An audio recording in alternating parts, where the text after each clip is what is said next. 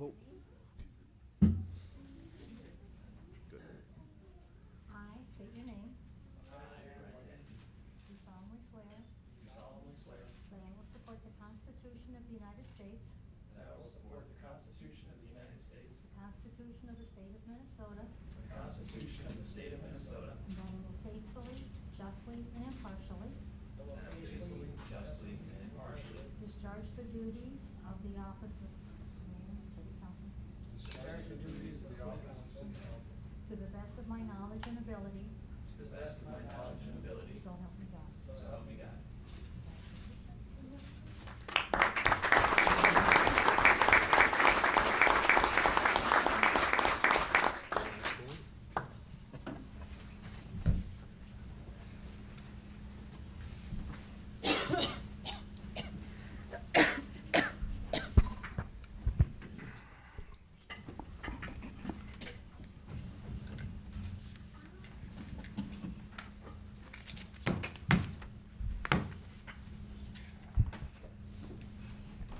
All right, with that, I guess we'll call the meeting to order. Judy, could you please do the roll call? Yes, Mr. Mayor. Counselor Clay? Here. Counselor Lehman? Here. Counselor Punt, absent. Counselor Whiting? Here. Mayor Tabke? Here. We'll all rise for the Pledge of Allegiance, please. Allegiance to the flag of the United States of America and to the republic for which it stands, one nation, under God, indivisible, with liberty and justice for all.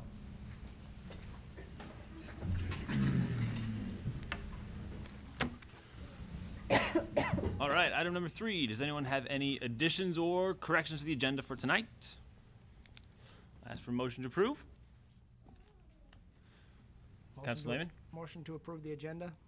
Second. Second, Councilor Clay. Any discussion? All those in favor? Aye. Anyone opposed? Agenda is approved. All right, item number 5. Mr. McNeil. Staff has no proposed additions or deletions to the consent agenda. Thank you. Does anyone have any items removed from consent business? Councilor Lehman? 5F5 and 5S6.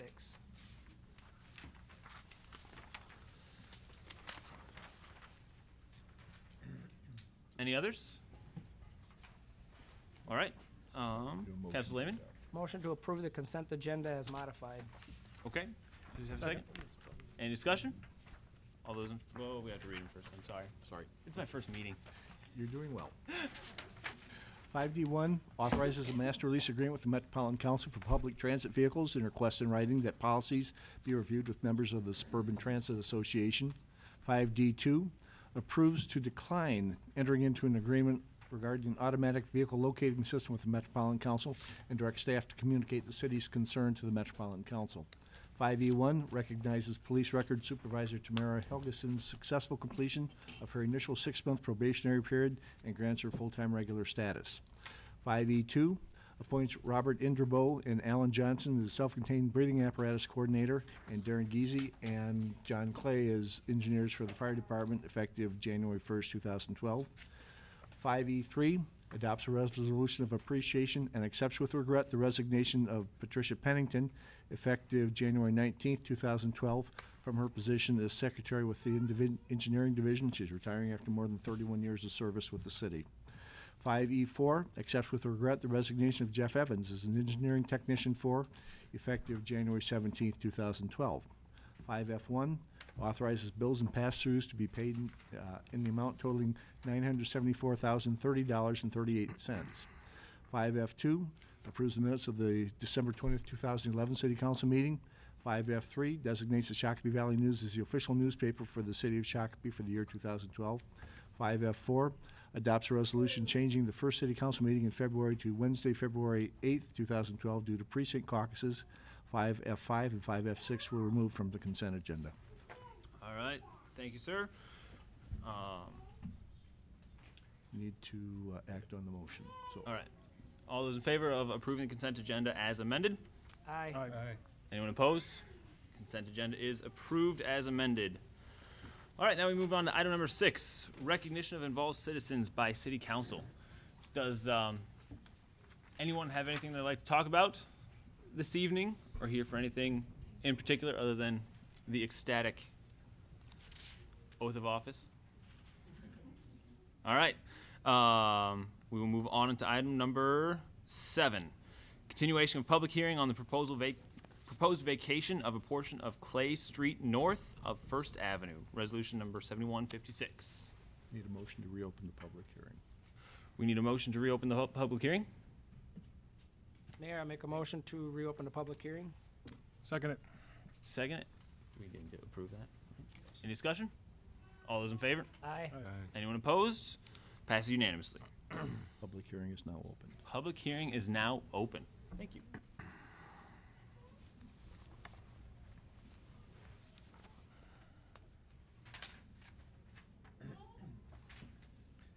Thank you, Mayor, members of the council. After this public hearing, you will hear a presentation on the design for the County Road 69 project. This requested vacation is a part of that project, and essentially what's being requested is the vacation of a portion of existing Clay Street to facilitate the restructuring of parking for the adjoining property to the east, the Shakopee Trading Post. In exchange, the county is going to acquire the adjoining property to the west and will deed that property to the city, and it can be used then for the relocation of a portion of the right-of-way. Part of your packet shows where the project or proposed vacation is located. This is First Avenue West, this is Clay Street, and the area specifically proposed to be vacated is indicated in the shading area on Exhibit B of the packet this evening. Staff is recommending, after you take testimony and discuss the matter, that you recommend approval of the vacation on a couple of conditions, and you'll see them in the draft resolution that's in front of you, resolution number 7156. The first is that the public right-of-way be vacated, but a drainage and utility easement be retained in favor of the city as described in Exhibit C. And second, that prior to recording of the vacation resolution, there be a temporary construction easement in favor of Scott County recorded with the county, so that we can make sure that the necessary construction easement is in place. So with that, I'm happy to answer your questions or allow you to take public testimony on the proposed vacation. Okay. Do we take public testimony first or questions? Ask the council if they have questions All right. first. Are there any questions of Mr. Leek? Councilor Lehman. I have one question, Mayor. Is there any utilities in the existing Clay Street, water or sewer? I believe there are, but I'm going to let Mr. Loney answer specifically. Okay. Mr. Mayor, members of the council, Councilman Lehman, there are we did retain a drainage and utility easement 15 feet. There is a sanitary sewer, water main, and a outlet of raw malting, their main pipe outlet to the river from their treatment facility of their site. Okay. So they're all in that 15-foot easement. Councilor Lehman. The reason I asked the question, Mayor, is the lot, let's see, it'd be west and north of 69 and west of Clay. I don't think there's anything on that lot, and are we gonna disturb the sewer line? What I'm thinking is do we stub it out to the new property line as kind of a possibly an economic incentive now if we're gonna be doing anything in that road? Or if we're not doing anything in a road, then it would be, an added cost. But if we're not blacktopping or anything on that road, then it's not something that would have to get tore up later if somebody did develop that parcel? We don't have a drawing, but you can see there's a house to the west. That is going to be eliminated. That's going to be torn down. We're going to take another 40 feet of right-of-way. We're going to take some additional right-of-way, but we're going to gain the whole parcel. I don't believe there's enough land for a parcel to be built on after our taking for the roadway, but there perhaps could be some excess property that could be combined with another parcel. There is a sewer service to that house today. That's something we can look at in the final plans if we want to extend a sewer service, just so the possibility. But we Okay. can certainly look at that. All right. And the final plans will be coming to you in the next council meeting, so we'll look at that. Councilor Clay? The reason we want to vacate this is what? Councilor Clay, members of the council, the basic reason, as you recall with this project, the roadway is being relocated a few feet to the north. It impacts some of the properties, specifically in this case, the trading post and the availability of parking for them. So by vacating this parcel and making it available, they're able to redesign and relocate parking. The county is with this property owner. And by acquiring the adjacent property to the west and giving it to the city, we can essentially have the entire right-of-way for Clay Street after that occurs. So it's an accommodation in part, and Mr. Loney may have other comment on the design change that required moving the roadway some feet north and the impact that it had on parking for the property to the east. Mr. Mayor, continue. Is this going to then amount to a balancing of the monetary aspects? I mean, as far as, do we have an agreement with the owners of the trading post that if we vacate this part of the street for their use for parking, that the county won't be paying any money to them for the additional right-of-way? Well, members of the council, the city would not have an agreement with the property owner. Presumably, the county will have an agreement with the property owner related to that exchange. Of course, if you vacate the roadway portion here, the city would not have that interest in the property. We'd retain only the drainage and utility easement. Greg Felt, I think, has additional information. Mr. Mayor, members of the council, Mr. Felt, could you Greg please- Felt from, Can you sign in for me? Please, to Right the here? right, below on the table there to the right. Down Below, Greg. this one? Clipboard This right one. here. that one. Thank you. They told me I'd get in trouble if I didn't make everybody do that. I get that, Mr. Mayor.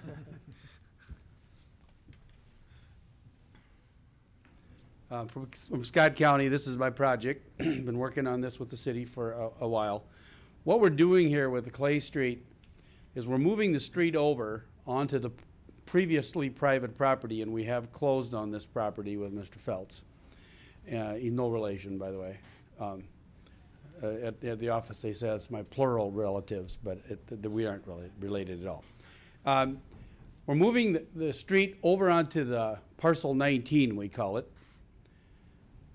to make enough room so that we can easily accommodate the parking needs of the trading post, because by shifting the alignment north, as I have updated the council previously,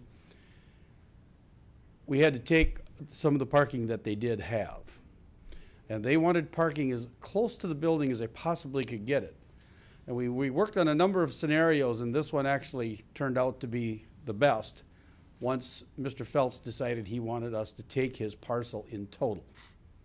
So we'll be relocating the street to the west, giving the city the entire parcel. And by doing this, we don't have to buy any land from the trading post except a small strip. So they really come out ahead. We cut our costs, and the city, by the way, gets a rebuilt Clay Street all the way down to the alley at no cost to the city. In addition to that, we're going to do some upgrades to the storm sewer. So that's what's going on, Councilor Clay, just so you can put your mind at ease. I think this is a win-win for both the city, the county, and the property owner. So all those agreements have already been accomplished between the property owner and the county? Okay. Yes, Councilor Clay, that has occurred. My worry was that if we went ahead and vacated it now, you'd lose some bargaining power. But if those agreements have already been made, then we're just facilitating those. That is correct. The timing of this is such that all of this has come together at the same time. Okay. Additional questions? No? Are there, public hearing now? Yes. Is there anyone here to speak on the public hearing this evening? On this item? All right. Motion to close. Motion to close the public hearing. Counselor Whiting, Motion to close the public hearing. Second. seconded by Counselor Clay. Any discussion? All those in favor? Aye. Anyone opposed? That sounded unanimous. All right. I didn't hear. I only heard one. You must be loud. Yeah. Yeah. No, I think, Came on quick. All right. Yeah. Sorry. To ask if anyone was opposed? Passed unanimously? All right. We are set. Counselor Whiting? I'll make a motion and offer, approve resolution number 7156, a resolution approving a vacation of public right-of-way of Clay Street north of First Avenue, and move its adoption. Motion made by Counselor Whiting. Counselor Lehman? second. Any discussion? All those in favor? Aye. Aye. Anyone opposed? Passes unanimously.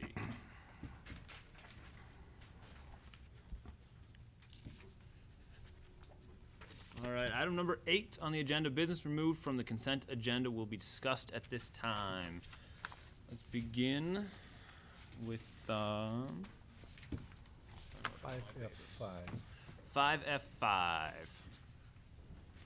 All right, discussion on this item. Councilor Lehman. Mayor, I took it off consent because I had some questions and concerns and maybe some input that I could add to this. Please do. One of the items was the consent items. A citizen can remove something from the consent agenda, excuse me, and have it discussed that evening, where if a council member takes something off the consent agenda, it's then tabled and comes back 2 weeks later. If they don't No, not necessarily. get it from staff first. Let me inform everybody as to what's going on. Item 5F5 that we're discussing is council meeting procedures, and I changed some of the council meeting procedures in order to recommended change in council meeting procedures to facilitate some of the meeting, combine some items so that there aren't duplicate items that need to be discussed and things like that. And so that's what we're talking about here with this item. And it is not necessarily, if an item is removed from consent agenda, it does not necessarily, is not automatically tabled by any means. It is just going to be tabled if the information isn't available. Okay. The 11 o'clock, currently we have, last council we had 11 o'clock, no new business guideline unless the council voted to continue on later into the night. My concern with that one, and I've served under both. Okay. I've been here at 2 o'clock in the morning in the past under different councils. And I guess my concern is that when it gets really late, decisions aren't necessarily the best decisions maybe made. And then the other concern was that some of our staff don't live in town, so if they're here till really late, and then they drive home, and then they come back, they might be getting 4 hours of sleep, and they're probably not as productive as us taxpayers would like to see them be with very little sleep, so. Absolutely. But we do have the option, under the old way of doing it, if it's, something pressing and everybody's still perky, that we can take that on. So that's one of my concerns on that one. Okay. Then on the sheet that was put out with the red highlighting and crossed through and stuff, number 12 was crossed out, which basically says we want to discourage cumbersome, lengthy, and numerous amendments to a motion, which gets kind of confusing. Then number 14 is talking about council members should make an effort to keep the discussion relevant to the topic at hand. By removing the cumbersome, lengthy, and numerous amendments to a motion, we're kind of countering the effort of being efficient, I think. And I kind of understand the balance because I'm sure the mayor's going to want to have a lively discussion to get everything on the table and hear the vantage points of everybody.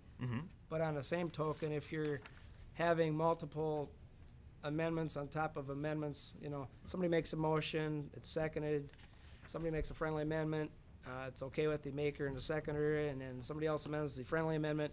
And pretty soon you're asking yourself, what exactly is the motion? And it gets Right. pretty confusing, and I think in the past what we've done when it got to that point, which, by the way, means you're on a really good topic and you're getting a lot of participation. Typically what we've done in the past is just withdraw the motion and kind of keep the discussion going and wait for a new motion to pop up. Right. Less cumbersome, less confusing, and probably a lot less, from a legal standpoint, less we have to pay the lawyer, hopefully. So what are you saying? I would leave that in there, actually, number 12. So you're discouraging cumbersome, lengthy, and numerous amendments to motions is discouraged. Okay. Which the reason, my intent for removing that one and adding all effort will be made by the chair to conduct an efficient meeting covers that. Yeah, and I think that really helps you be efficient. But, you know, just me, I guess. Conflict of interest, I agree with that. The only question I had on that was who decides the conflict? Mr. Thompson? Mr. Mayor, members of council, the affected council member at the end of the day makes that decision after getting typically advice from me on that. Okay. All right. And that's all I had on that one. Okay.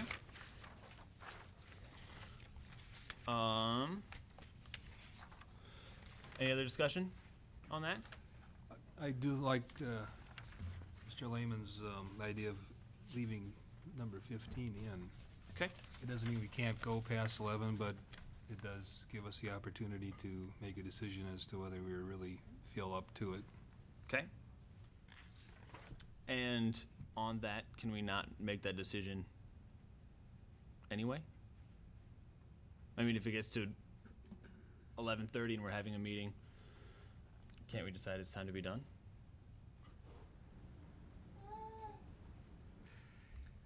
I guess it doesn't tell, Mayor, I'm sorry, and Mark's got his Councilman, hand up. yes? I guess it doesn't telegraph to the general public who might be waiting in the audience that there is a possibility of Okay. 10 o'clock, or 11 o'clock All right. on business, where the other way it really doesn't, and kind of puts you in a spot. All right, Councilor Whiting? I like the idea of having that policy at least in place so that either you hurry up business or there is an end point where you cut it off. Perfect.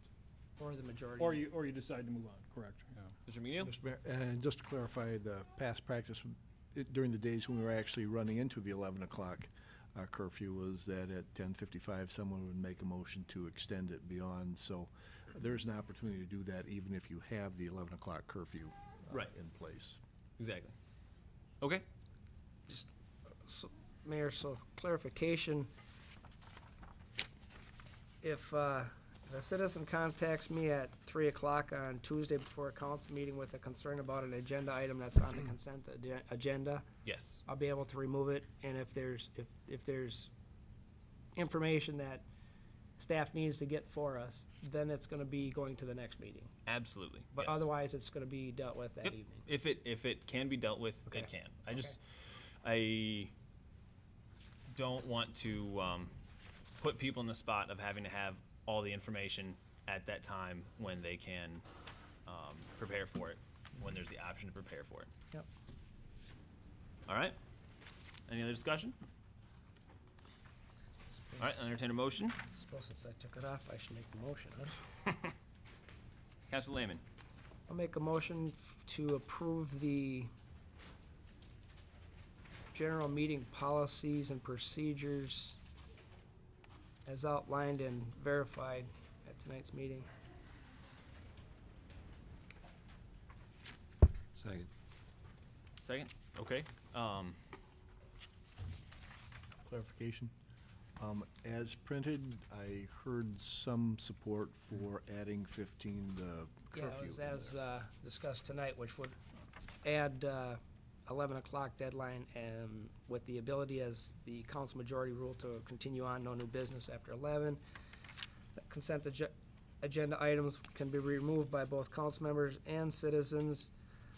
Will be taken up that evening unless other information is deemed necessary by staff and or council. Conflict of will be determined by the individual. And And I don't know that we have to change the cumbersome one because we're striving for the efficiency anyway, so. Right. Is that acceptable to the seconder? Yes. So I understand, in essence, you're putting 15 back, and that's the only only wording change in here? You're just A clarifying? clarification on the consent stuff. Right, but there's nothing to change in the actual Well- motion, besides adding 15. Mayor, the way I read it, it appeared that, so we're clarifying the language that's currently in here, if that's the way you want to word it, but my interpretation when I read it was that if a council member took something off consent and did not contact staff by noon on the day of the meeting, or half day before the meeting, that item would then be deferred to the following meeting. That's the way I read it. My English major read it that way too, so. Okay, So we're just clarifying that. all right. And if there's other information that's needed, whether it be by staff or by council, then that item, as it is currently or was in the past, would just be deferred, unless it's a time pressing issue. Right. Yep. Are you clear on everything, Mr. McNeil? No. Totally. Okay. Mr. Mayor, maybe I can help just a little bit. Please do. Number 7, with respect to the use of the council member language, next to the last sentence, if you change the word will to may, I think that would take care of it. If notification is not given for removing an item from the consent agenda, the action may be deferred. With will be deferred, it does read like it will Okay. be deferred. Right. So if you change that to may, I think that would raise that And concern. Mayor, and it kind of made me feel like, you know, if I didn't get a hold of staff in time, or somebody came to me after, 3 o'clock in the afternoon, that I would have to remove myself from here, walk up to the podium and be a citizen to take it off consent for it to be discussed that evening. And that's not very efficient. Right. I agree, yeah. And that does read better. You're absolutely right. So, I think we're good. everyone clear? Any more discussion? All those in favor? Aye. Aye. Anyone opposed? All right. 5F5 is approved unanimously. 5F6 is endorsing council liaison appointments for 2012. Councilor Lehman. I just wanted to point out to everybody the enthusiasm of our new members who took on quite a bit of responsibility on this chore list. I think as they get some time on council, they're going to wish that they would have divided it up a little more equitable, because it's going to be pretty time consuming on their behalfs. My one concern I had was the interview committee, which, at least for the last 10 years that I've served, has never had a mayor in that capacity. Prior to that, the city didn't have a council interview committee, so I guess this would be setting precedents.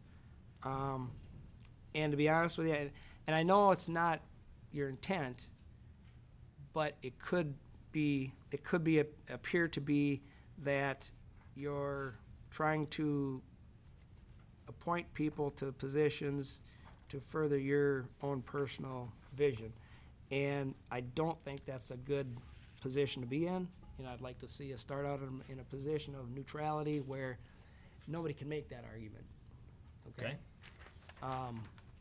And that's why I brought it up. I mean, it's your prerogative to do this. It is a precedence. I won't support it. I think it puts you in a position that argument could be made, and I don't want to see that argument made.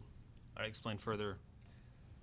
Well, somebody could say the city has never had a mayor appointing citizens to various boards and commissions in the past. This mayor's going to do this. Why is he doing it? Something that the city has never done. He wants to stack individual people, friends, whatever, on boards and commissions so that their end finding and recommendation to council is consistent to what he is trying to get, whether it's philosophically, ideology, or politically. And that argument could be made if you're appointing them people. Okay. And I would prefer that argument not be able to be made. All right, explain to me how that argument is any different than when you're on the interview committee. Because we're not setting a precedence of actions that the city has done in the past. Okay. You be doing it would be setting a precedence. as mayor. Okay. I'm currently not up for it. I mean, I could do it, but I did it with Pamela last year. Typically, it rotates. I would suggest that we go with Mr. Whiting and Mr. Clay. Okay. What do Mr. Whiting and Clay think about this? I'll do it if I have to. It's one of those jobs that, the thing I don't like about it is that you always have so many good candidates vying for, one or two positions, and you wind up having to say no to so many good people that it's a little heart-wrenching sometimes, but, Or you end up asking them to see if they're willing to serve on a body that they didn't apply for because you have less openings than, or Right. less people applying in that one. Exactly. Okay. Councilor Whiting? Mr. Mayor, I think I can support you giving it a try this year. If you think it's something that you didn't want to get into, then maybe next year you don't do that. Next year you appoint someone else. I think your enthusiasm is there. I understand Councilor Lehman's concerns, but I would support you trying it. All right.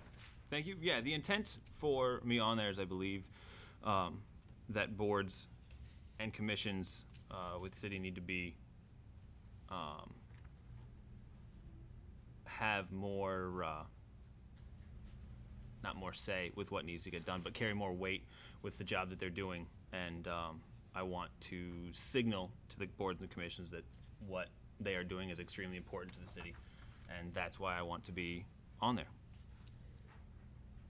And it So is does- there any other discussion? it does come back to the full council for a vote to Everything approve, does, yeah. so. All right, any other discussion on that? All right, all those in favor? Need a Aye. motion first. Oh, I'm sorry, we haven't gotten the motion. Yeah. I apologize. Councilor Whiting, I'll move to approve the liaison appointments as presented in item 5F6. all right, Second. seconded by Councilor Clay. Any discussion? All those in favor? Aye. Anyone opposed? Aye. Councilor Lehman in the opposition. Motion passes. 3-1. Gotta get that figured out. All right, moving on now to item number 10, recess for economic development. There is none. We don't need to do anything with that tonight, correct? Correct. All right, 13A1, County Road 69 improvement, project status update by Scott County.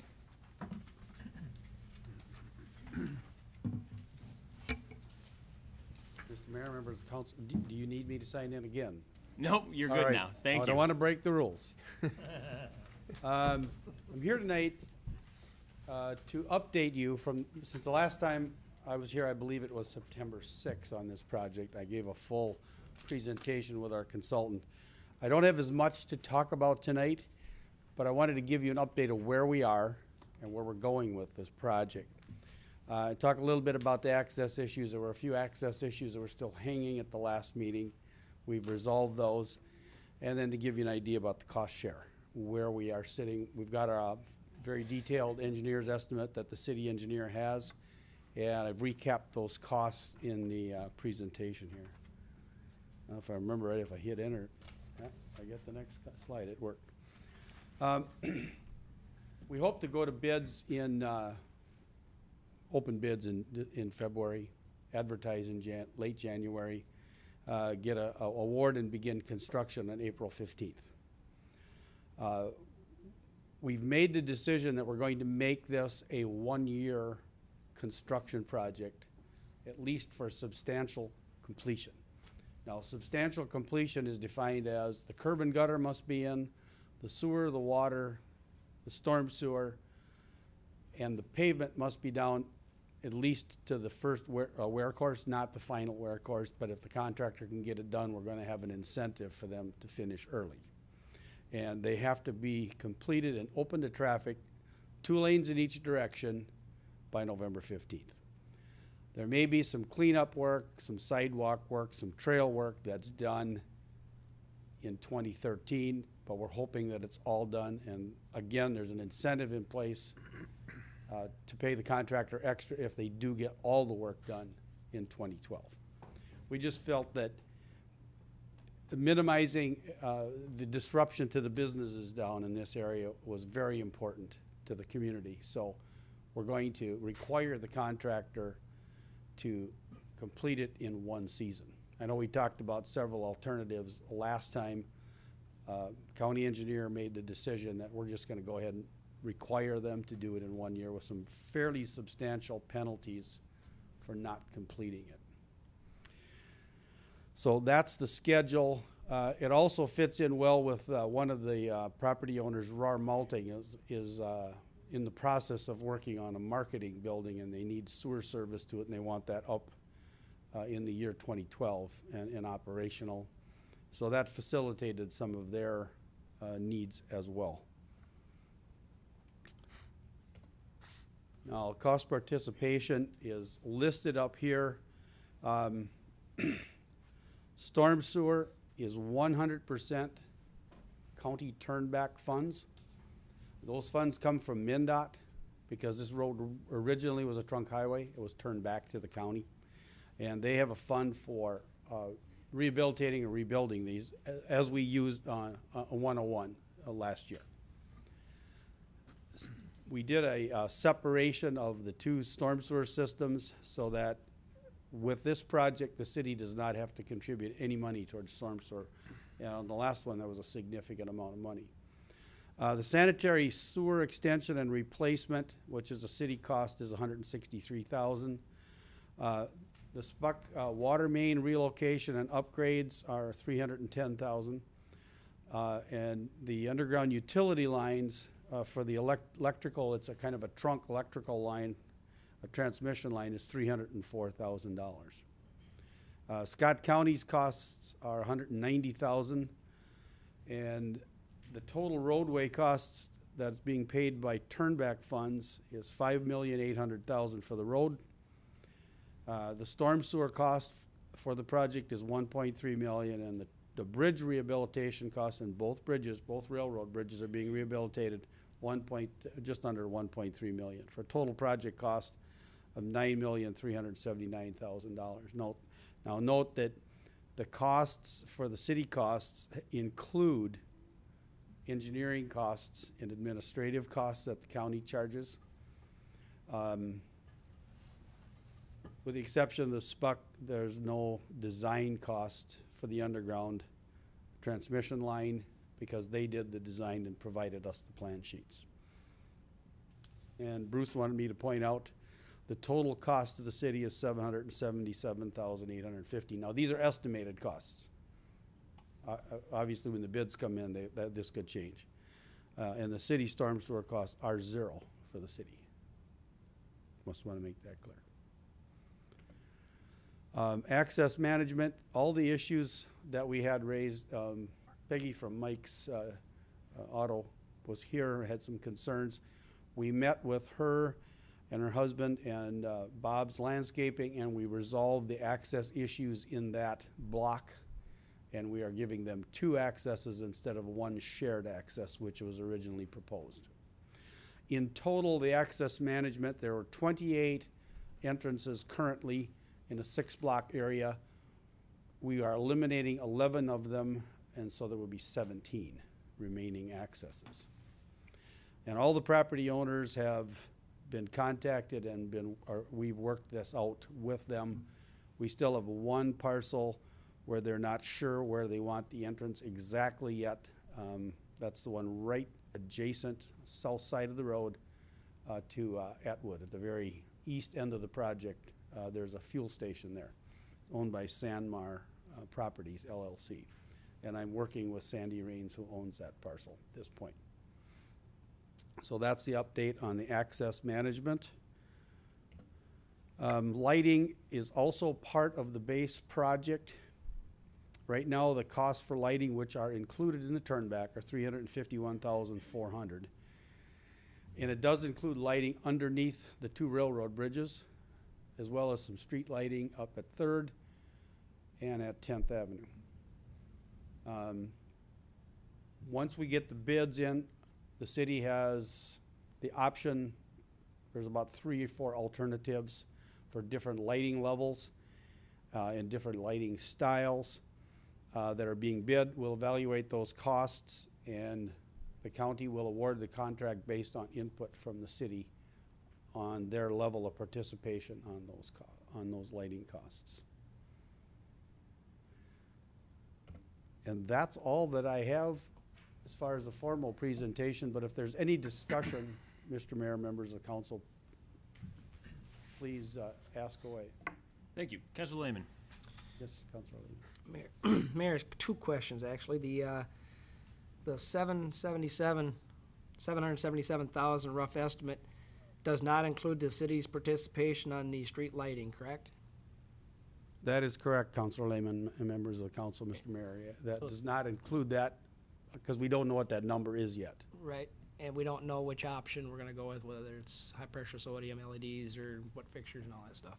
Okay? That's correct. All right, and then the second one is kind of a comment. It's, is it 2014, I think we're doing 169 intersection, interchange or something, somewhere out there. But when that is done and this section is done, really the only piece left is the 101 bridge.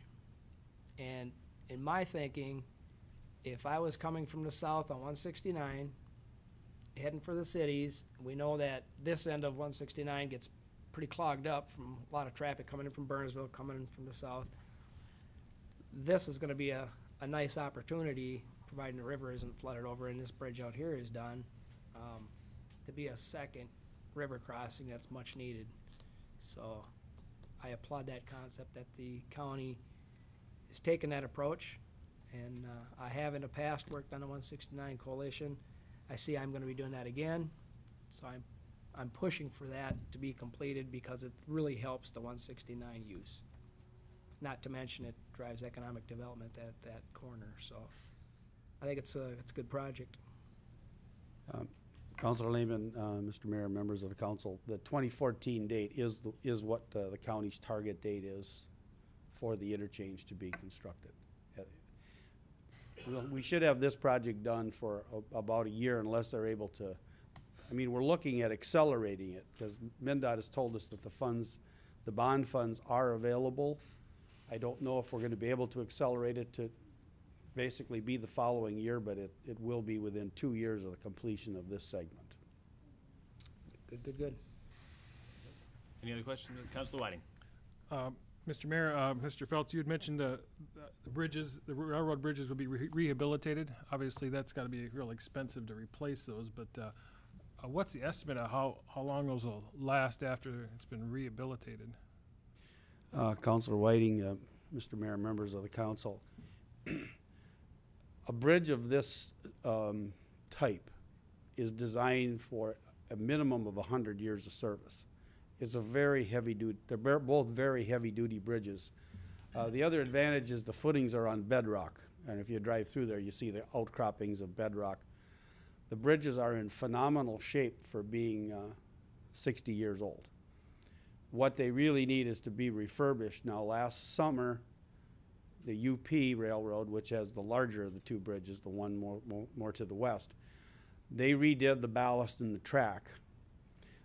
This coming year now, the CP Rail, who owns the other bridge, along with the county has part ownership and the railroads have part ownership. We're not quite sure where the line is, but we're working on that.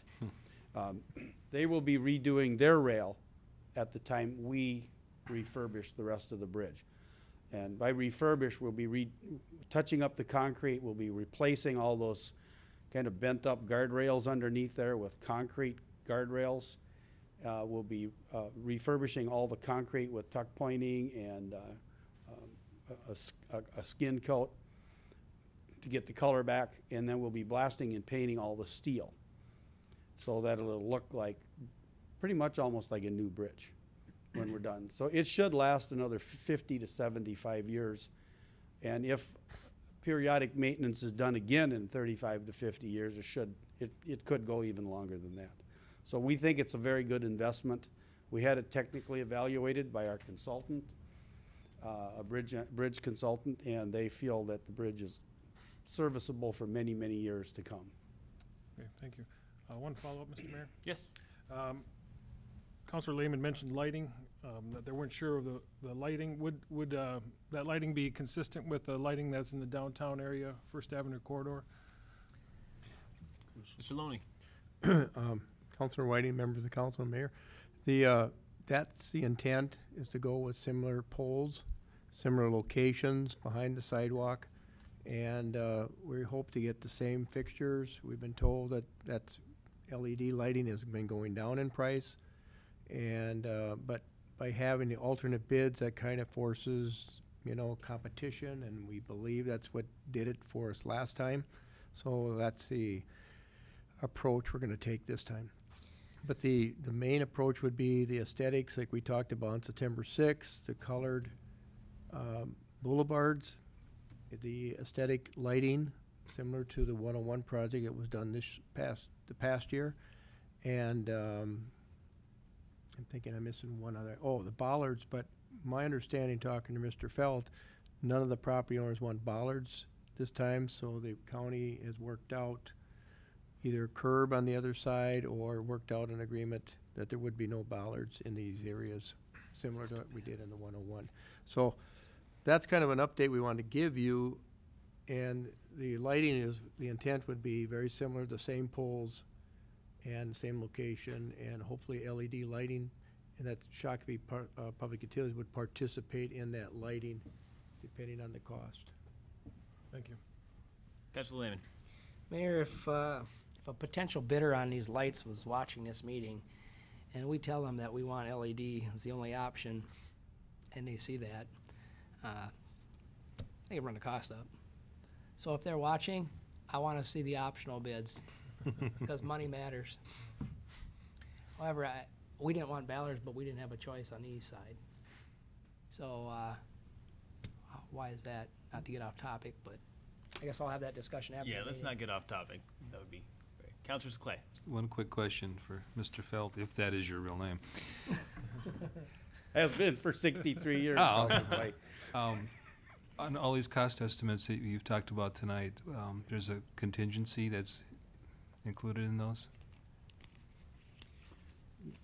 When we do an engineer's estimate, Councilor Clay, Mr. Mayor, members of the council, we always have some contingency built in, but you still never know for sure what your prices are going to be till you open those bids at the bid I opening. was just curious as to what percent you were using for the contingency on these numbers. I believe we use 7%. 7? Okay, so because the plans are fairly close to a final stage, 7% seems reasonable. We're in this process of finalizing them right now, so we're very confident that these are very good prices. Okay.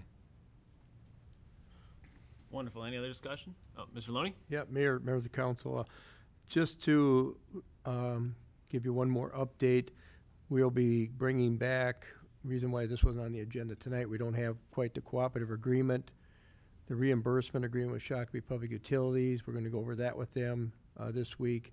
And the final plans, there was a couple final items that wasn't quite done, but they will be done by the next council meeting. So that'll be on your agenda. Pretty much ready to go so that we can go out for bids. One other item I'd like to point out is that in the CIP, we had $300,000 in there for storm sewer costs, so we have 0. And I believe if everything works out, our other costs are going to be much lower than we had anticipated. But we'll have to see when we get the bids and the cooperative agreement. But so far, it looks like many of our costs that we had included are going to be lower than what we had anticipated. So that's good. We're looking forward to it. Will be a big project to be done in 1 year. There will be a lot of work going on the west side. Very good. And Mr. Feld, where can people find more information about this if they want to? We do have it on a website, the Scott County website. Okay. Wonderful. Mayor. Any other discussion? All right. Thank you much, sir. Thank you. All right, item 13F1, discussion of the Shakopee Mdewakanton and Sioux community to put 2 parcels of land in Shakopee in trust. Mr. Leek. Thank you, Mayor, members of the council, and members of the audience. My intent this evening is to give you a brief overview and update on a couple of current applications to place land which is within Shakopee in trust. You have on the table an additional document, a letter from Mr. McNeil, the city administrator, dated December 23rd, 2011, and I will refer to that. Mr. McNeil, of course, has been very involved in this matter since we received notice in September that there were 2 active applications for land in Shakopee. And with us this evening in the audience is the Tribal Administrator, Bill Rudnicki, and you may wish to take comments or ask questions of him as well after my presentation. As I said, we received notice in September of 2 applications. One was for what's referred to as the former Shoe Trip parcel on County Road 16. And if you'll excuse me, I know that you have this in your packet, but let me just share the location of that parcel with the viewing audience. It is located here and runs roughly from the shore of Dean Lake southward and is adjacent to property that was placed in trust by the Bureau of Indian Affairs in 2005. That property has actually got 2 PID numbers. It's about 130 acres in size. The second parcel within Shakopee is referred to as the former Stemmer parcel, and you can see it in yellow, adjacent to and just partially under existing Dakota Parkway. Now in September we received copies of letters from the Midwest Regional Office to the SMSC indicating the receipt of those applications, and the city had some questions for the Midwest Regional Office about whether or not the notice and the proposals for meetings were consistent with the consent decree that the city entered into with the Bureau of Indian Affairs in 2005. Suffice to say that Mr. McNeil has worked through those issues, and there have been some conversations with staff at the SMSC about that as well. The letter that I referred to that was on the table indicates that we have gotten an extension on the comment period for the applications to the end of this month, and requests that a meeting be established before your next council meeting that would involve city representatives, tribal representatives, and staff at the regional office of the Bureau of Indian Affairs. Our overall intention here tonight is to apprise you of these applications and get your direction as to issues or comments that you may want to direct be addressed at a meeting when it's established or meetings when they're established. So it's a brief overview of the process. You have in your packet the report that was drafted, and with respect to the Shoe Trip parcel at this point, let me just reiterate, it's about 130 acres, and the stated needs for placing it into trust are to promote energy diversity for the tribe, essentially by growing perennial crops that would be used in the biomass projects, Coda Energy being the main one, sovereignty, and land consolidation. I talk about that briefly in the memorandum. Those last 2 stated needs are reiterated in the Stemmer parcel application. I should note the Shoe Trip parcel was acquired, or parcels were acquired in 2007. The Stemmer parcel was acquired in 2000. The stated need or purpose for placing the Stemmer parcel in trust relates to transportation and indicates that that it would facilitate the tribe's use of transportation or its transportation needs by having it in trust. I think it's worth noting, of course, Dakota Parkway has been there for a while and presumably has served the tribe's transportation needs in its current state as well. As I said, we have an extension of the deadline for comments until January 30th. We hope to have a meeting before your next council meeting to flesh out what the issues may or may not be with respect to these 2 applications, and we want to get your thoughts about those issues or items that we should discuss. Some of you are probably aware of discussions that occurred at the the Prior Lake City Council and Scott County, and just briefly, The discussion at Prior Lake City Council, as I understand it, resulted in a 3-2 vote not to object to the application to place land in Prior Lake in trust. It's about 20 acres of land and is currently used for the growing of healthier foods, as I understand it, and that's one of the bases for that application. By contrast, the county board discussed it and did decide to send letters regarding each of the applications, so they sent 3 separate letters, one for each of the application, objecting to the land going into trust. And you have a brief summary in the memo in front of you of what the basis for those objections were. The first is that they contend that the applications don't really provide enough information to determine whether or not the purposes of the Indian Reorganization Act of 1934 would be furthered, or the standard for taking land into trust set forth in federal regulations be met. Secondly, they refer to the Supreme Court decision in Carcieri, which talks about the authority of the Bureau of Indian Affairs to take land into trust only for tribes that were recognized by the federal government at the time of that 1934 act. And I know that the tribe has a theory regarding why that decision does not relate to them, but that was one of the bases for the county's objection. You should know that there are 3 specific requests in each of the applications.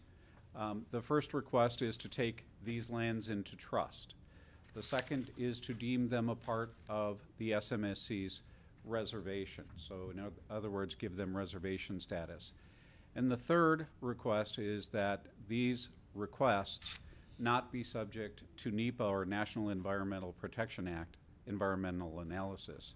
And I think that's something you may want to discuss. At the time that the city entered into the consent decree to settle a lawsuit with the Bureau of Indian Affairs, one of the things that the city council at that time was concerned about was what the cumulative impact of successive land trust requests would be. And in order to understand that it really requires something more than what is in the application, you may see the stack of documents at my place at the table. That's just the information related to the application for the shoe trip parcels. And all that's a part of that right now is a phase 1 environmental assessment that doesn't do any of the analysis required by NEPA. So that's an issue that you should probably discuss as well. So with that, if you have questions for me, I'll open myself to them. As I indicated, Mr. McNeil is here to answer questions as well, and Mr. Rudnicki is here if you wish to talk with him. All right. Do we have questions of Mr. Leek at this time? Mr. Whiting? Being that I'm new on this position here, familiarize me with the process of what would happen if we did oppose this process, this application. Well, if the city council were to decide to object, it would file comments objecting to the applications on the basis of removal from the tax rolls, loss of tax revenue, land use implications, a number of other factors.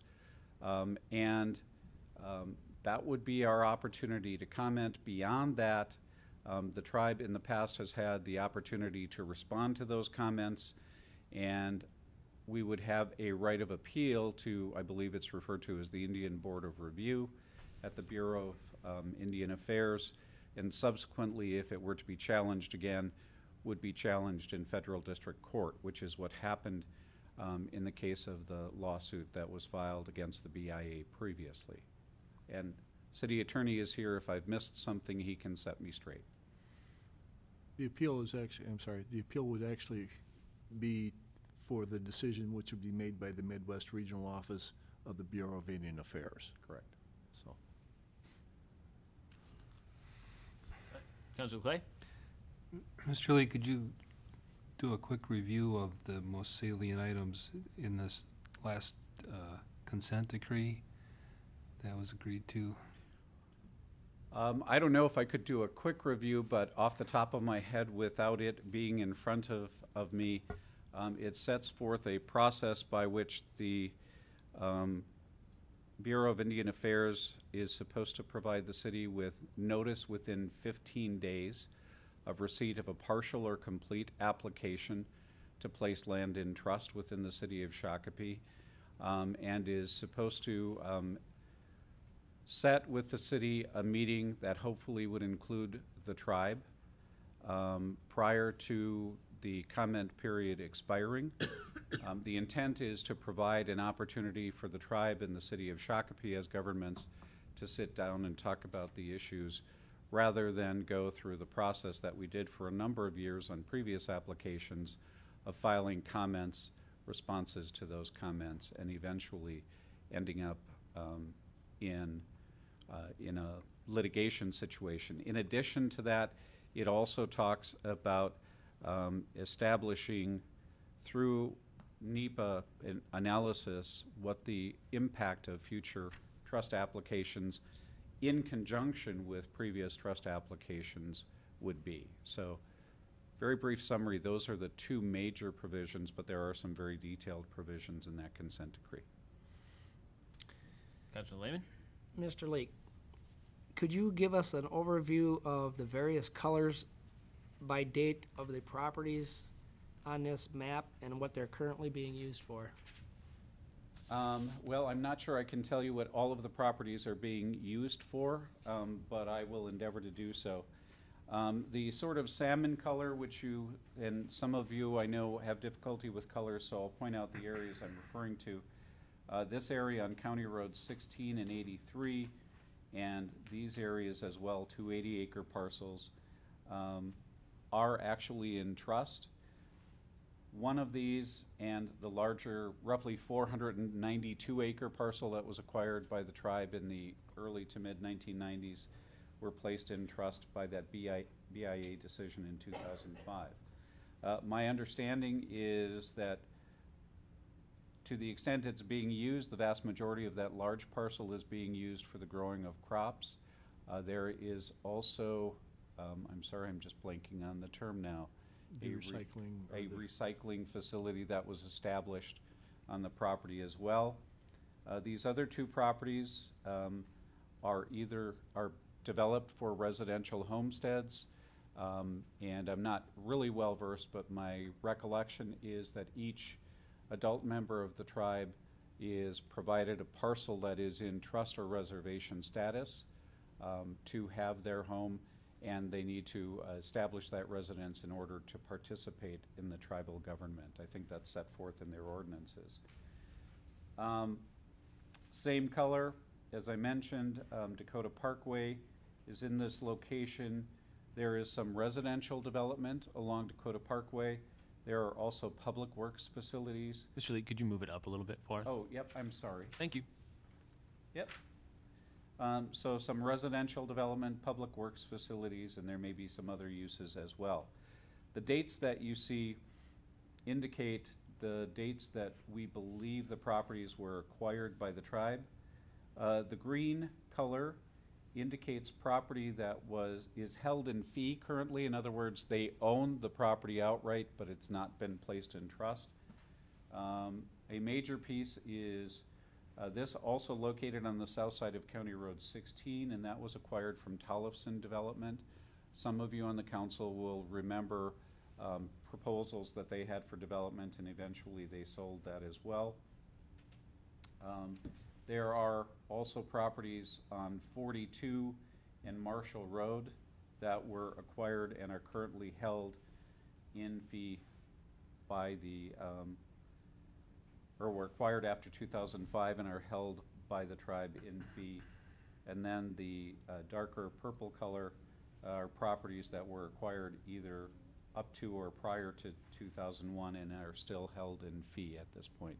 Is that helpful? Yep. Councilor Lehman? Mr. Leake, I'll try to explain a couple of points that concern me. The first one is all the major roadways that either have had or are scheduled to have major improvements done on them.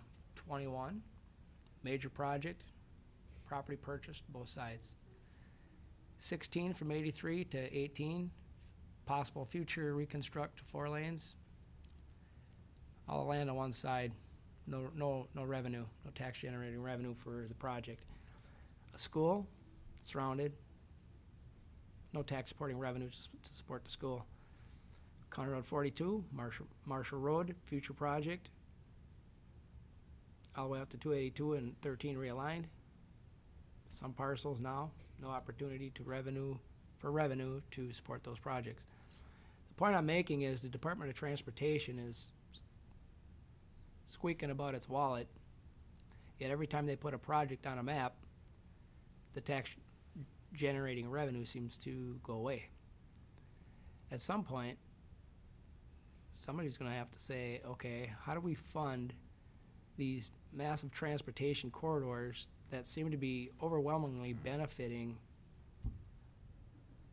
non-revenue generating services? Councilor Lehman, members of the council, I certainly understand the concern, and it's something that you want to discuss. In fairness, I would point out that in connection with a couple of the corridors, 83. the community has participated in the costs of reconstruction. 83, as you note, from 2 lanes to 4 lanes. Also, the recently completed partial interchange at 42 and 17 is a project that they participated in. You'll see in the application for, I believe it's the Stemmer parcel, a number of agreements. I think it's about 3.5 pages of agreements that they've listed that they've had with a variety of units of government, including the city. McKenna Road is another project that they've participated in or paid for improvements for. So that has occurred along some of those corridors you're referring to. Certainly the case that when the land goes into trust, it's not subject to county or local taxation, nor is it subject to local regulation. So there is that aspect of it, but in terms of projects that have occurred, there is a pretty significant record of contribution for recent projects by the community. Councilor Lehman, and before we get too far into commenting, if you have any more questions for Mr. Leak? I'd like to finish question period first. Okay. It might be for Mr. Loney, who stepped outside, but Okay.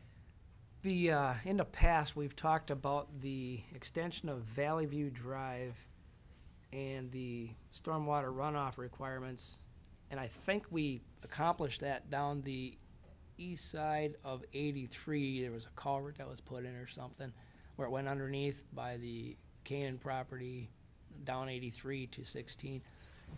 The reason I bring it up is specifically to the environmental issues that you raised. We are under such tight restrictions and policies placed upon us for stormwater runoff and these types of things that, if I heard you correctly, they're not. And when we can't plan to where we're going to run these things, we've tried to do this in the past with no luck, trying to figure out, what the end use is going to be, how does it tie into the existing uses around it, so on and so forth, and we just don't seem to, we're just not able to get over that hurdle. Councilor Lehman, members of the council, again, I certainly understand the concern, and perhaps Mr. Loney and Mr. Rudnicki can address it in some greater detail. And again, I'm working from memory, but under the previous application for this larger parcel on the east side that was placed into trust, which is a part of the drainage issue that you talked about, the stated land uses in that application included, for drainage purposes, essentially as an extension of that drainage way. Now, what the specifics are currently, I don't know. The other uses that were postulated in that application included government services for the community, some housing, as I recall, some forestry and agricultural uses on the property in that previous application. Mr. Loney? Mayor, members of the council, or Councilor Lehman maybe can add something to this. We did sign, I don't remember what year, it's about 4 years ago, a memo of agreement with the Minnewacan and Sioux community and the city of Prior Lake and the Prior Lake Spring Lake Watershed District on the use of the Prior Lake Channel And we did set rates for each community in various areas, and I believe the tribe's rate was .05 CFS per acre, and our rate in that area is .10. So they are doing even more ponding or infiltration to assist in keeping the flows in the channel down, so that we could, as we move forward in the development of that watershed, that we would be able to know what the flow rates we should have to manage downstream. So that agreement, and I know Mr. Thompson was involved in that, but it strikes me about 4 years ago that we did something like that. Members of the council, Mr. Loney, if I've got it right, according to the application, it was probably in about 2007 That's that what that agreement that's what I was estimate, approved yep. between the parties that you named. Okay. One last question. Yes, sir. Can the property that's currently under consideration be used as prairie for bioenergy regardless of its status? In my view, there's nothing in the city's zoning code or comprehensive plan that requires that it be developed, and it could continue to be used for the growing of those crops in its present configuration. I don't know if the city attorney has any comment. I see him shaking his head. Yes, so that's good. But no, there's nothing that would prohibit them from continuing to grow crops to use in their biomass facility under the city's current regulations. All right, any other questions for Mr. Leake? Thank you. All right, thank you, Mr. Leake. Mr. Rudnicki, would you like to say anything at this time, or?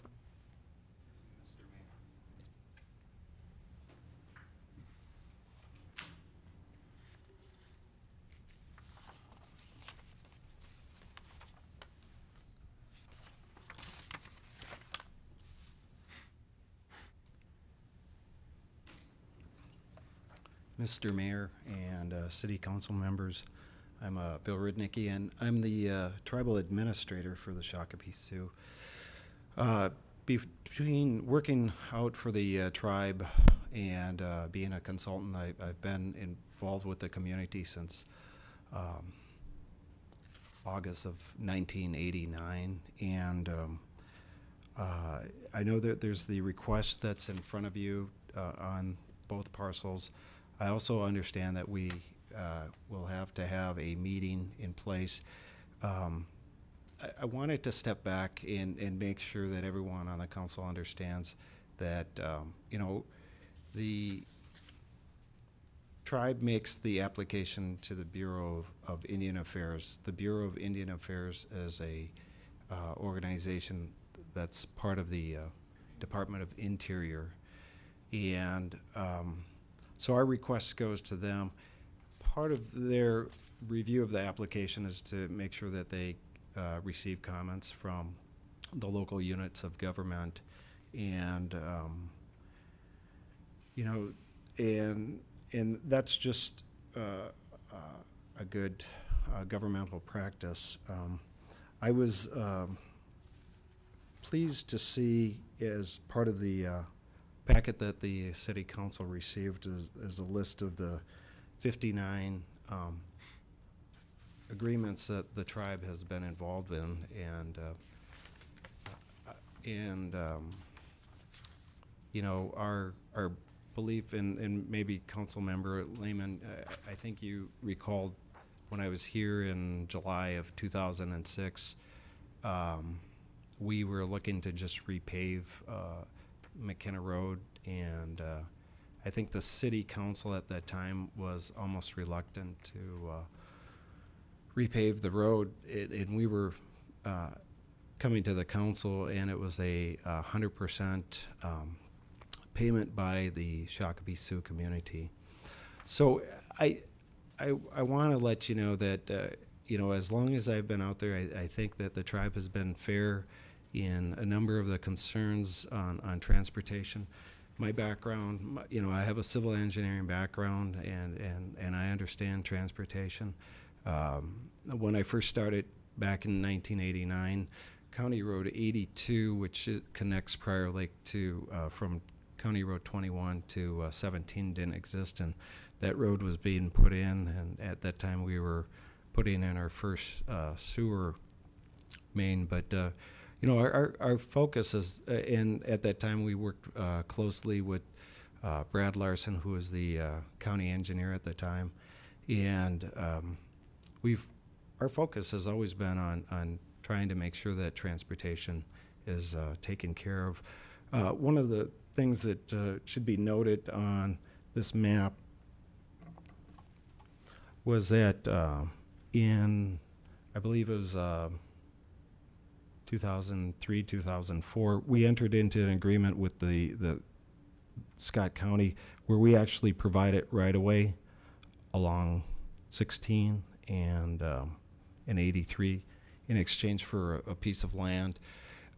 We have worked over the years, probably outside of the box. You know, it should be noted for the record, and I did mention it when I was at Scott County on the 29th of November, that although we have a number of agreements in place, police and fire, and a whole slew of different agreements, we also have paid over $600,000 in the last year in property tax that goes to the school districts and to the city, two cities, and the county. So I do want to make sure that you're aware of that.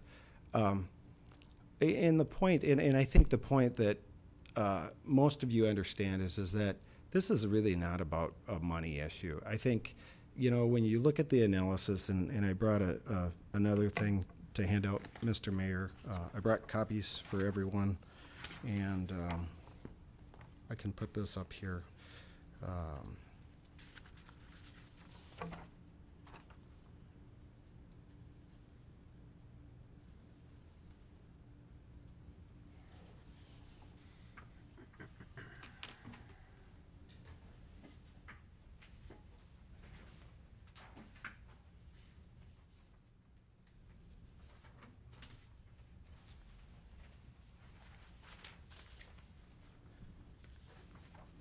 You know, I brought this spreadsheet for all of the council members to have. As I said, you know, I've worked for the community since 1989, and I tend to be a walking file cabinet. And so some of these things, you can see the dollar amounts that we've done for a number of the services. And yes, it's probably not, you know, the dollar amounts that everyone would love to see, but you know, it shows that we have made contributions over the years in a number of different areas. Yes, it's true that most of the roads that we do fund are roads that are provide transportation for our guests and employees that come to our properties. And yes, it's also true that we have probably about 1,200 employees that work in our government and our operations that are from Scott County. So today I wanted to just kind of share some of those points. I know that from a standpoint, there's a lot of information. You know, the small parcel, the stemmer parcel, yes, the road was built in there in 2000 or so, which we call Dakota Parkway. Dakota Parkway was fully funded by the tribe. Yes, the road has functioned fine for the last 10 years and without being into trust. But, you know, the benefit for us is that as a government, we do receive assistance from the BIA, and by having that road as a BIA road, having it in trust, you know, there's a benefit for us as well. So I'm not sure if I can really answer all of your questions. I think that there's a lot of you know, a lot of questions that the council may have. I know that we have some new members on the council. I know that we have some old members on the council. But I do want it to. I came here really to try to ensure that, we're starting to open up the dialogue. I know that we're in the process of going through our elections and that's why I don't have council members here. But on the same token, my goal is to try to answer the questions. I think the tribe is a good citizen, as Public Works Director mentioned. In 2006, 2007, we entered into an agreement on with the watershed. Part of the fact that our stormwater system interlies with the city of Prior Lake, we're also a MS4 permit entity as well. So a lot of our stormwater and a lot of those issues, even though some people may think that we're lawless and we don't have to follow these rules, we do try to follow them. We do try to take on, a step beyond some of the steps that some of the people are doing. The organic recycling facility that we have great participation with the local cities, and it's also one of those things that benefits a number of the organizations around us. So, the message about, we try to be a good steward. We have our own wastewater treatment facility. The interesting thing is back in 1989, they had septic out there. In 1989, we connected a sewer line to be part of the Met Council. The tribe had to pay for that 100%. In, 20 years later, we decided to take that one step further and have our own wastewater treatment facility, which is state-of-the-art, paid 100% by the tribe. There's no tax dollars, no federal dollars involved in that project. So we do try to do what's right. And I think, and first of all, council members, I think we really have a good working relationship with the city staff, and that needs to be part of the message that I wanted to share, because we do have a lot of inter-cooperation. I think, if I recall, Bruce Loney was looking for a Vector truck on the 29th of November to help out with clearing a lift station that you inherited from Met Council. We have a Vector truck that was able to service, and we had two guys that worked on that and took care of it. So I think there's the interaction between the tribal staff that's beneficial. I feel very comfortable that we do have a good working relationship, and we want to continue to work on that relationship. So I better end right there.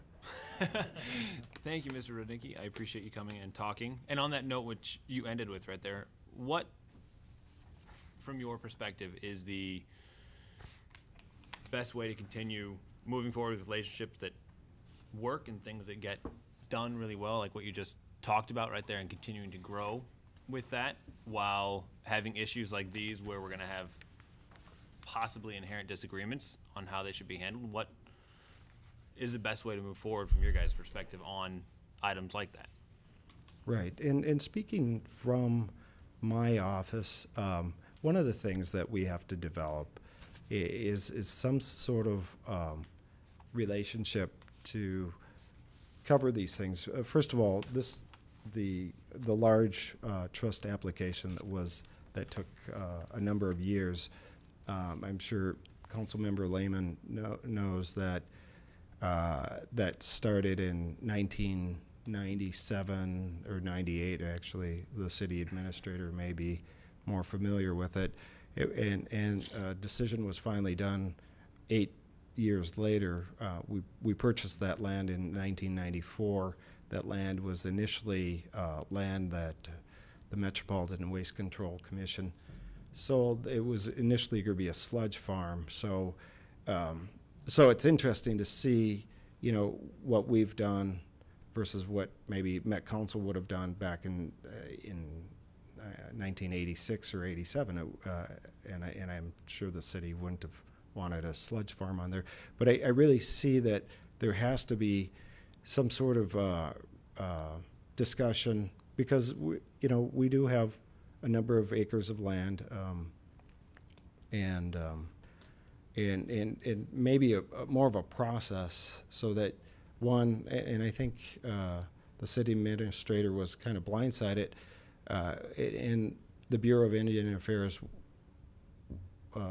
wasn't quick to send the information. So we, on our own accord, sent it to the city administrator so that he had it on record and could start looking at it. I don't know if that was the right way to do it, or I mean, I don't know legally if that was the right way to do it, but the city administrator wanted it, and we got it to him, I think, within 24 hours, so.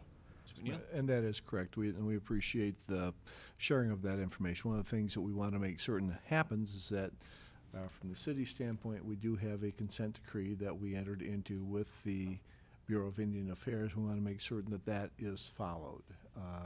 There are a couple of things that may not have been, because this is the first opportunity that they've had since the consent decree was issued. But we want to make sure that that's something that will be followed for this and any future applications which the tribe might make. And where does responsibility for that consent decree not being followed lie? Was it the BIA didn't get the information to where it needed to be, or or is that unknown at this point? Midwest Regional Office had some information that we probably should have gotten in a little more timely manner. Okay. So. All right. Mr. Mayor, if I could add one comment, Yes. Because I think it's relevant. I think it was very helpful that Mr. Rudnicki and his office provided the information. The underlying intent of that consent decree, I believe, was really to provide a process whereby the BIA process facilitated an ongoing discussion and process. And the fact that we had a quick response to get the information to the city is just that kind of process that I think we're looking for. Certainly, we want the BIA to be responsible for the agreement that it entered into, but I think it's beneficial if there is ongoing discussion and collaboration on these land trust issues, even if it's outside that process. I think it allowed Mr. McNeil to go to the Bureau and say, we are having discussions with staff at the tribe. We agree that there's a desirability in not pushing the comment period so that it's short and we have to comment before we have a chance to discuss issues. Okay. Thank you. Councilor Lehman. Mayor, the questions for Mr. Rudnicki, what's the tribal membership totals and the total acres held? The total acres held right now, and I'm doing this off the top of my head, is probably about 3,300 acres. How many of those acres are into trust status right now versus how many are in fee status? And I'm going to ask Michael Leake to kind of help me on that. Is it probably about 1,600 acres is held into trust? I think that's about right. It's roughly 50-50, give or take a few percentage points between the total holdings and that which has been placed into trust. I think we did a calculation at one time, and that sounds like it's pretty close. When I started working for the tribe had 258 acres of land, all of it in trust. Since the 90s, we purchased some large farms, some estates, and I guess I'd like to make sure that that's on record, that because a lot of people think that we were just given this land, and there are a lot of rich farmers out there. Hopefully, none of those in the crowd, but over the years we've purchased all of the properties, and this was brought up once before. Putting land into trust from, say, about 1990 to about 1993 was simply you submitted a request to the Bureau, and it was essentially put into trust. So early on, we had a couple parcels, and I'll just show you in, I guess this is all in Shakopee. There are a couple parcels that were put into trust status relatively quickly. And then when we submitted this application, the first application for the property, the large property that went back and forth, I believe initially it was in 1995 is when we submitted the first proposal. And the mayor at that time was Mayor Laurent. And this is, I think, before the city administrator was here.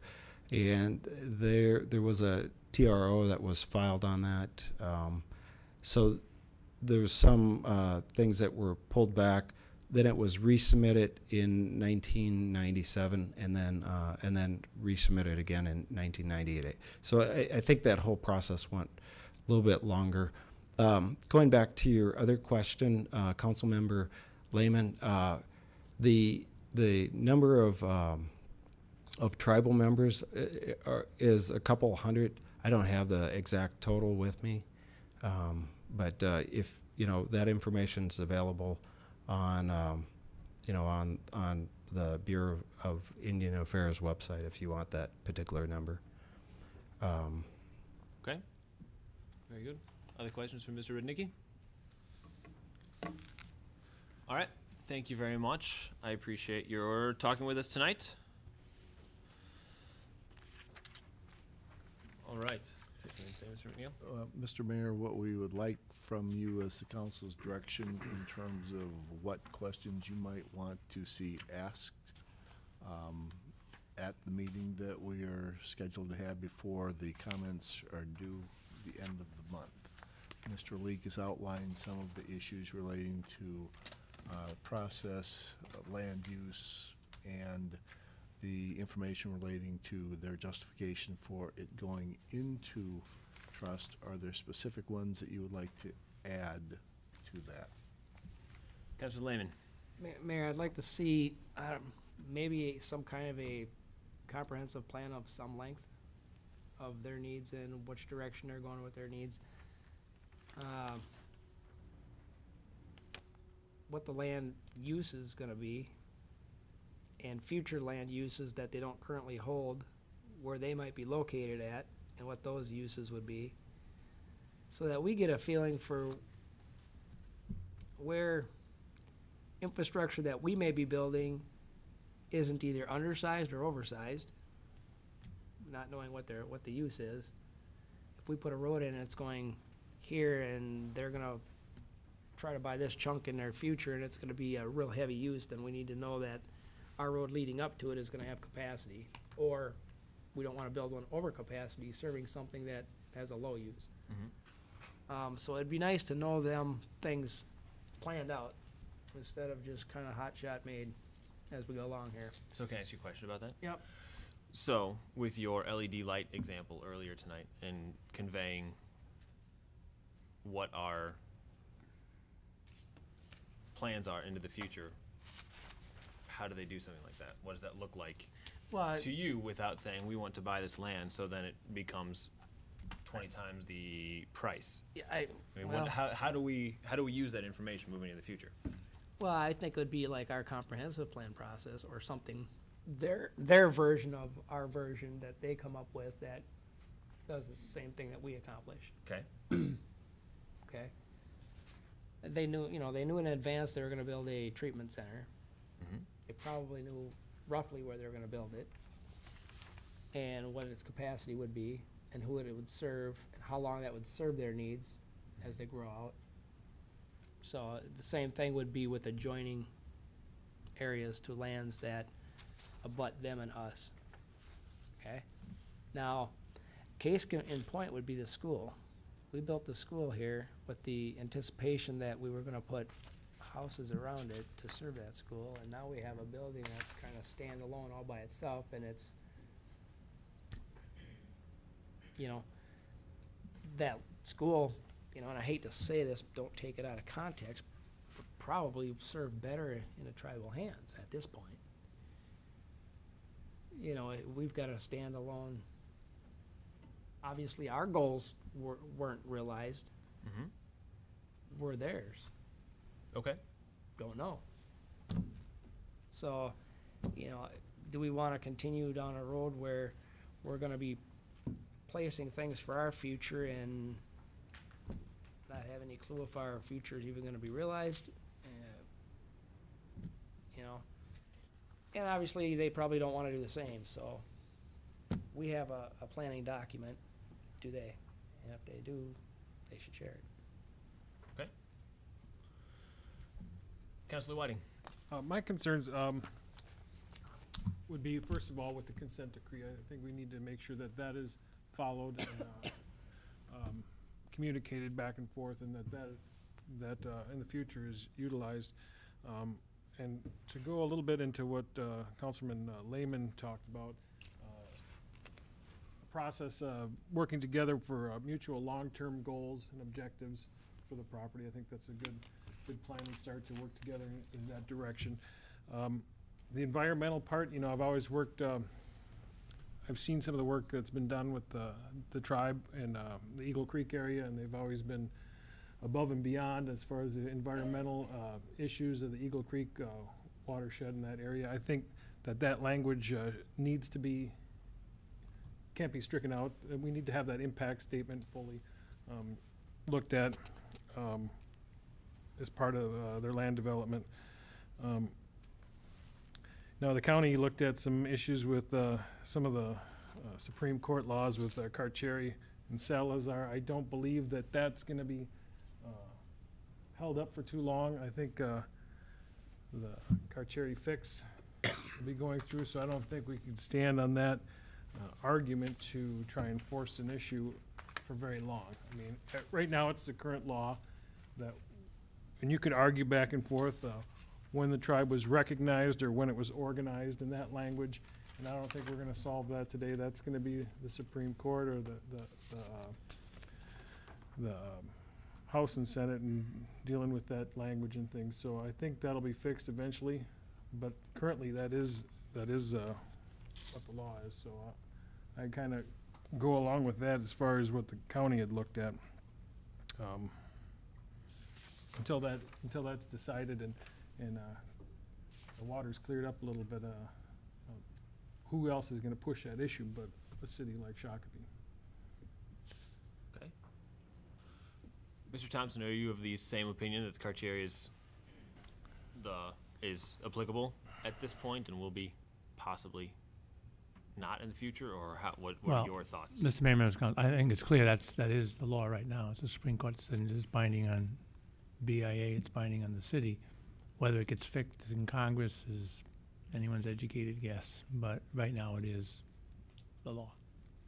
So the question is this tribe recognized or not as of 1934? And how is that decided? What's the process for that? Well, it's ultimately a legal determination. It's a basis for the objection here if the council wanted to object. And ultimately, if the BIA took the position that they were recognized, which they'd have to do in order to grant this application, that could be appealed to federal court. So ultimately, it'd be a judicial decision if that process was followed that far. All right. Thank you. Councilor Clay? I'm just wondering, is that judicial decision going to be made regardless of whether we, or how we proceed with this particular? Mr. Mayor, members of council, yes. In this case, the county is apparently going to be submitting those comments as part of this. Now, the county could always change those comments and be outside of your control, but ultimately, the issue is going to be decided because this isn't the only tribe that seeks land in the trust. It needs to be clarified. So, and the law is what it is right now. So, if the law is changed, there's no debate anymore about what the law is. So, I mean, the question is if the city wants to control that, your only control would be to make it as a basis for objection. If you don't do that, I'm pretty sure it's going to be decided anyway, but you won't have the say as to whether or not it gets decided. Somebody else will. Okay. Let me clarify that. You won't have a say in what the decision is. You just have to say in whether it gets decided or not, because obviously the ultimate decision is going to be for the courts. Okay. I mean, Other than that particular point, I don't see that our issues today are any different substantially from our issues during the last fee to trust application, except that we now have a consent decree which itemizes some things that need to be done. Could you expand upon that for me? What issues from before, just so I'm clear? Well, basically everything was mentioned in Mr. Leake's memo, is, you know, our concerns going forward, and the I'm trying to figure out if this meeting at our meeting here tonight, is staff asking us to decide whether or not we wish to proceed with contesting this, so via a motion, or? Mayor, members of the council, we are specifically not requesting that at this point. As Mr. McNeil and I think indicated, we are asking for direction as to what questions you want asked and discussed at a meeting with the regional office and with the tribe, hopefully before your next meeting, at which you may be asked whether or not you want to file specific comments, either objecting or not objecting. But we're not asking you to do that this evening. Councilor Lehman? Mayor, if I could expand just a little bit on the planning questions that I was asking. Is it possible to find out how many acres per tribal member is needed?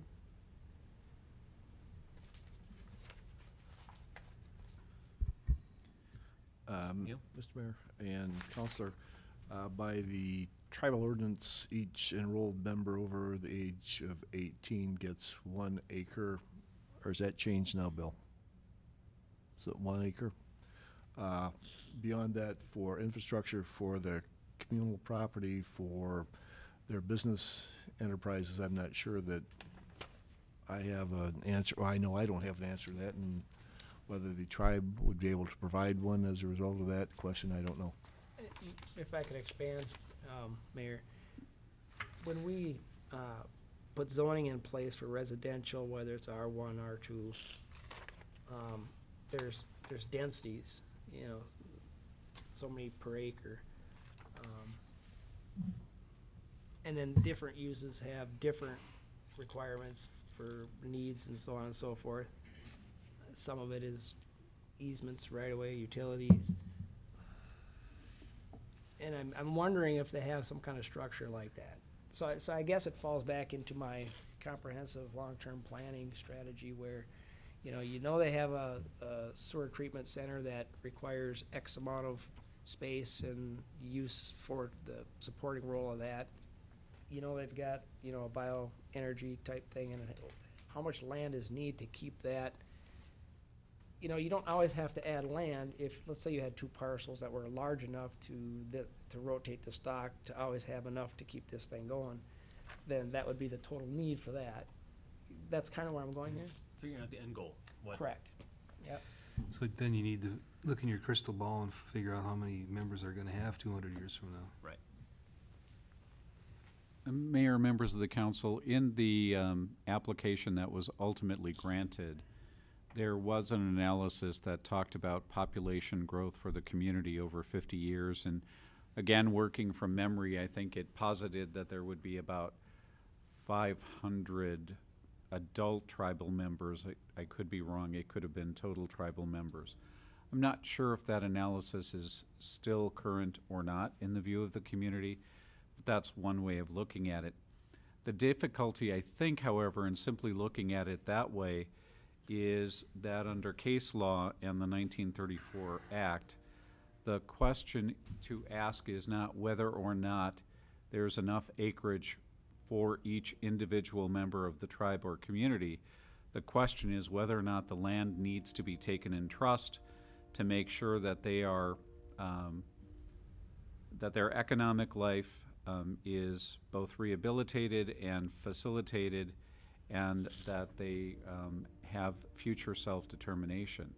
So the statements of the Reorganization Act and the tests that are applied in taking land into trust don't specifically talk in terms of how much acreage do you need for the community and it's very difficult to determine what their business enterprises may be.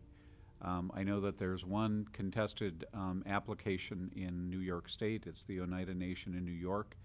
I believe the total request there is 17,000 acres, and I doubt from what I've read about that one that it's stated in terms of how much is needed for the number of community members that they have in the Oneida Nation. So there's a little bit of a disconnect between the kind of analysis you're looking for and the underlying purposes of the 1934 Act and the criteria that it brings forward to the BIA. Let me rephrase that, Mayor. Okay. Mr. Leek, are you telling me that their economic needs, whether land is taken into trust or not, is based on their economic needs? Can I step in for just a second there? Sure. This land trust application has nothing to do with residential. It's purely sustaining their viability into the future. And so Right. the residential and the amount of people have nothing specifically to do with this application. Correct, but it has had something to do with past applications. Okay? In past applications, we were led to believe that certain numbers of acres that were being requested to put into trust were for this specific purpose of expanding residential uses for tribal members. And that was supposed to last for a certain period of time into the future. So that has been taken care of. So now what is this land? This land is for biomass needs, apparently. So,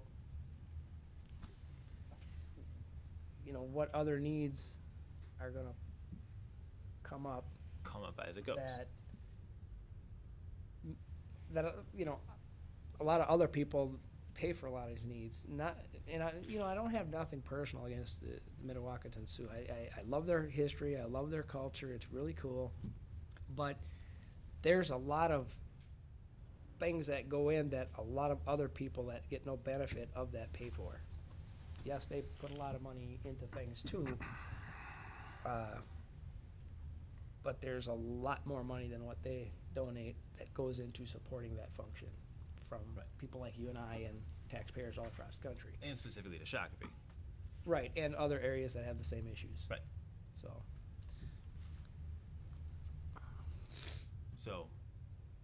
Is that it? yeah, Okay. I'd like to see how they,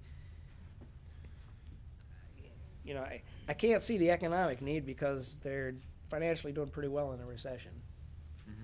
So, I guess I'd like to see a long-term other needs. And, that wouldn't be, I doubt it would be additional casinos because, like I said, economically right now they're doing pretty well in a recession. So, I guess I'm curious to see what them needs are. I'd like to know from council if it makes sense tonight to get sort of a framework for our comment in order to be able to frame what questions are asked at this meeting. Do we want to approach that tonight? Do we want to hold that off until the next meeting? Mr. McNeil, what do you? Well, again, Mr. Mayor, we would like some direction from you in terms of questions that you might have us ask at the meeting. As I'm looking at my notes, Councilmember Lehman has asked for a comprehensive plan of their need, what the current land uses are and what the future land uses are intended to be, so that might help the city with its future infrastructure planning. I heard Councilmember Whiting talk about making sure the consent decree is followed and find ways that we could work together towards mutual goals. We want to make sure that the environmental impact is fully looked at for land development. I also heard then that at least at this point to raise the Carcieri question that the county had raised. Then again, Steve, Councilmember Clay had asked about Carcieri. Otherwise, the issues that we should look at this point are the ones that we have raised in previous ones. Is that the consensus or accurate in terms of what I heard as far as discussion tonight? you know. Counselor Whiting? I'd agree with that, Mr. Mayor. The comments we talked about here. I also think that we should go a little farther and try and ask at what, and kind of we went around it here, but the development needs and how that does reflect to the Reorganization Act. You know, next time we put in the Mid-Coda energy plant here, so that opened up a whole opportunity to put this land into trust for switchgrass. So what is the next thing that could expand so they take more land for whatever that next thing might be?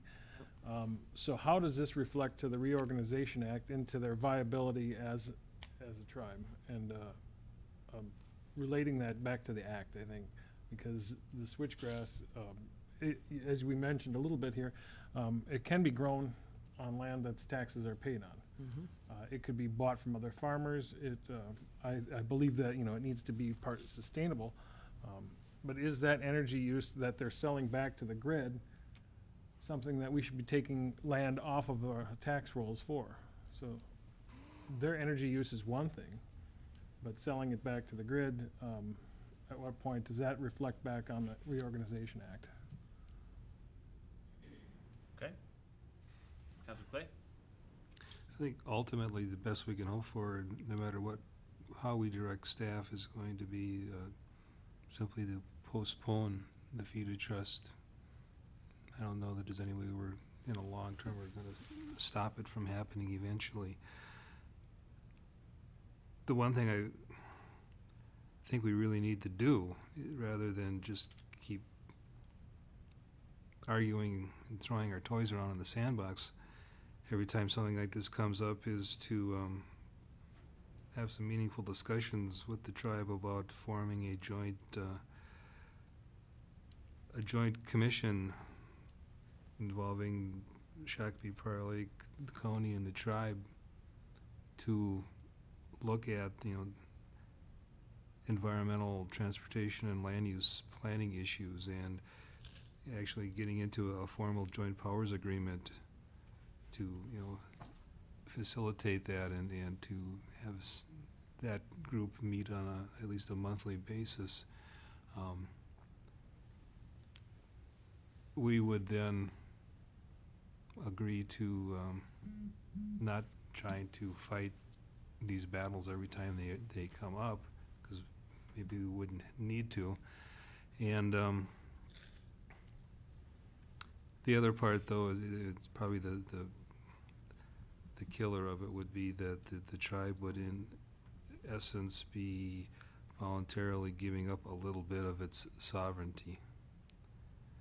But if after these elections take place, you might want to, Mr. Rudnick, you might want to just kind of feel them out for how they would feel about that. I mean, something like that would go a long ways towards making so many things so much easier for us in the long run. And no, I'm not volunteering to be on the commission. Councilor Lehman? One last comment, Mayor, and I'm going to let it go with that. But we've talked a lot about the tribal's needs. We haven't talked about Shakopee's needs.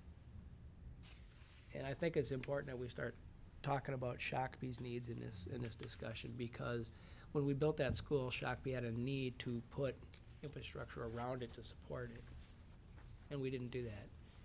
When we build Highway 21, we have a need to put infrastructure on it to help pay for it, and that's not going to happen in certain areas. So this has to be a two-way conversation about how, not just their needs, but how about our needs? Because if all of their needs are getting met, our needs are not. So it has to be a give and take. Not necessarily our needs aren't being met, but typically there's winners and losers, and somehow it has to work out to where there's a benefit to both sides. And some of these issues in the past haven't been balanced, I guess. Yeah, I agree with you completely on that we need to work on what is best for Shakopee with what we can do. unfortunately, we aren't recognized as a sovereign nation, and we don't have the same rights and abilities as they do. And so we, in my opinion, can just do the best that we possibly can do and work as well together as we possibly can. Sorry, Councilor Whiting, go. Mr. Mayor, the only comment I have to the comments you guys made here is, we're not in the business of developing the property. Now, if we went in and developed the rest of the properties around here as neighborhood or retail or whatever, that would block that from happening. We'd have to buy the property, develop it, and we're not in that business. I understand. So, that's the free market part of it, so.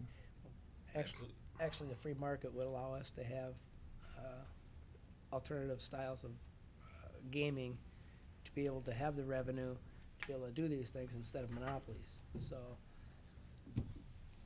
That's a whole nother discussion, which we're not going to go to tonight. Councilor Clay, did you have something you wanted to say there? No. Okay. So back to my question before. Do we want to discuss tonight opposing this in order to become, because we've got one meeting between now and when the comments are due. How do we? Mr. Mayor, with all due respect, I think probably we've gotten, if I understood the consensus, information that we can go to them and perhaps get some answers, and you can make a more informed decision in 2 weeks as to whether that's something that you want to go on record as far as stating questions or comments to Okay. do. Councilor Lehman? I'd like to see Pamela be brought up to speed on this meeting also, Counselor Punt, I should say, and let her have the adequate time to meet with staff and get her comments. And then it also gives us 2 weeks to really think about the issues and get into staff to post more concerns or comments and ideas. Okay. Right, but then only gives us 1 week to get things done. Till our next One meeting. and a half. No, after the meeting, when we decide what to do.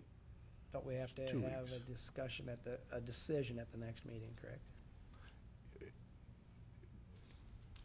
We can bring back answers and get some direction as far as comments that you would like to have us submit, if that's your choice to comment. Okay. Perfect. Any further discussion on this tonight? All right. Thank you. Moving on to item 13F2, appraisal of downtown fire station. Ms. Wilson. Thank you, Mr. Mayor. If you'd give me just a minute to make this up.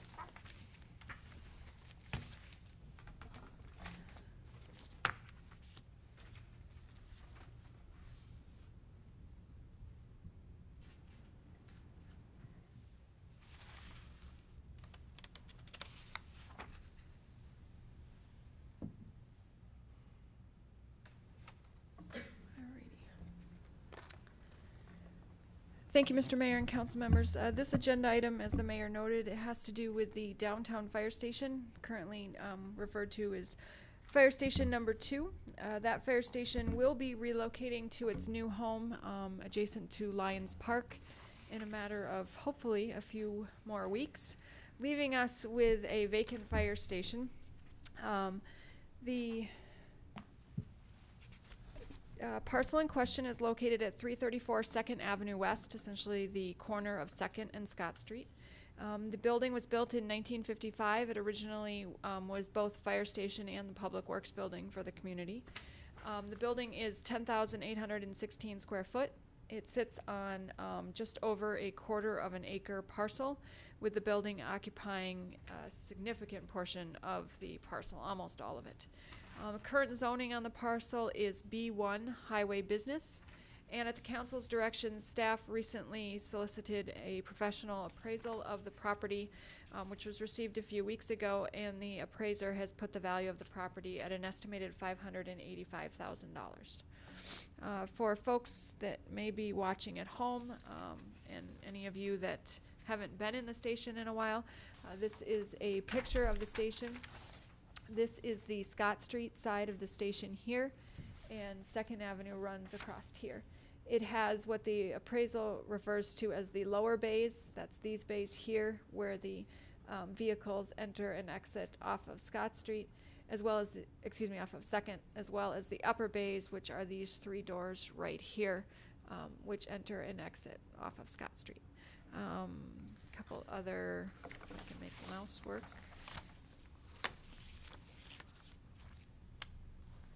Quick picture, this is the view of the building from Second. Person taking this picture is probably standing on the railroad tracks looking south to the building. It cuts off a portion of the building over here, which is the office and support portion of the building. Another view. So, and different building. So, this is the building in question. Again, to give anybody that's watching an estimate of the location of the building. This is a map of the downtown Shakopee area. You'll see the Minnesota River here, the County 101 bridge here.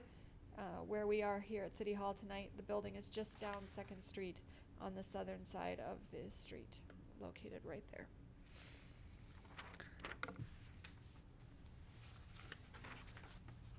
Basically, staff has identified 4 basic alternatives for the future use of the building. Option number 1 being to sell the building. Option number 2 would be for the city to retain it in its current structure, in its current state for storage purposes, basically cold storage purposes. Alternative number 3 would be to remodel it for some alternative public use. And option number 4 would be to lease the building.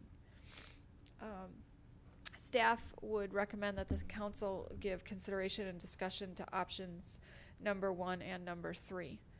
So to the options that staff is not recommending, option number 2, retain for storage purposes. We don't have an identified need at this time. The city is not leasing storage space from any private entity. All of our city equipment and vehicles and things are capable of being stored in other city facilities. Of course, like just about any person, we will expand to fill the space that you give us. So if we retain the building, it will become the city's basement or attic. And one department or another will find something that, oh, we will just store this down at the old fire station.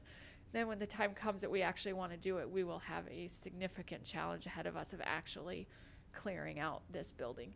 The additional problem with retaining it for storage is we will have to continue to insure the building, we'll have to do snow removal, and we'll have maintenance items from time to time. Just last week, we had to have a new window put in the building that got cracked, and there's $750. And on a building of this age, we will have those types of things from time to time if we hold on to it. So staff doesn't see a strong enough storage demand on the part of the fire department or any other city department to warrant holding on to the building solely for that purpose. And again, item number 4, lease the building was something that was mentioned when this agenda item was before the council last summer prior to the appraisal being gotten. We all know that the economic conditions and property values are not at their strongest at this point. However, the city is not really in the business of being a landlord to a private tenant. We are not structured or set up that way, in staff's opinion, to make that a viable long-term option for this building. So staff would ask for council's input, questions, anything else you might like to know regarding the building. Councilor Lehman. Can we give a copy of the appraisal to the assessor's office for starters? And then put a for sale sign on it? Councilmember Lehman and other council members, I believe what Councilmember Lehman is referencing is that the appraised value from the appraiser that we hired is substantially lower than the value that was placed on it by the Scott County Assessor's Office. They have it assessed at almost 3 times what the appraisal came in at. They have it assessed at $1.5 million. That is because they assess it in its current use at what it would cost the city to rebuild the structure, to build a new fire station there. So and we're spending significantly more than that to build the station we are building, so I'm not sure they're too terribly far off if that's their goal or their outlook. That being said, we don't pay taxes on city-owned property, so I'm not sure there's any value in arguing over the value with the Scott County Assessor's Office. I don't know what good that does us. I think it's always fun to argue with an assessor. Yeah. No? Put it for sale, see what happens. Counselor Whiting, Is this a discussion item, or we need a motion, or? just discuss. All right, yeah, I like the idea of looking at the feasibility of utilizing that as a senior center or something like that, or other park rec or multi-use facility. To do that, and we've talked about a senior center, I've heard it talked about, I believe that it should be something that should eventually be at the community center, it should be part of the community center eventually. That, we've all know how that's gone in the past. Here's our opportunity to give something back. I think the needs of the elderly community are it's a serious need there. The position of the facility is opportune because it is right across the street from the Loaves and Fishes program held at St. Mark's Church. So if it were a senior type center, it would behoove it to be in that close direction, proximity, right by the quilt shop and all of that. The economy right now for selling that property, I don't think we can get that appraised value out of it. And you know, that's not my expertise or anything, but I think my thoughts would be to look at a feasibility study, looking at some other uses for it. Counselor Clay? Well, I think as a senior center in that location, it's not really very centrally located within the city. It would be one problem. The other problem is a lack of off-street parking. And it's a fairly big building. If we get quite a few senior citizens who are going to be coming, one or two in a car, they don't typically want to park 3 blocks away and walk to this place.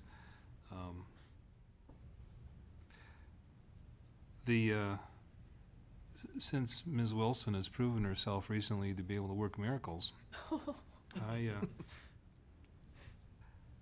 I think we should try listing it for sale just ourselves rather than with a real estate company. Throw it on eBay or something, and a few ads in the local newspapers, and try that for a few months and just see if anything happens.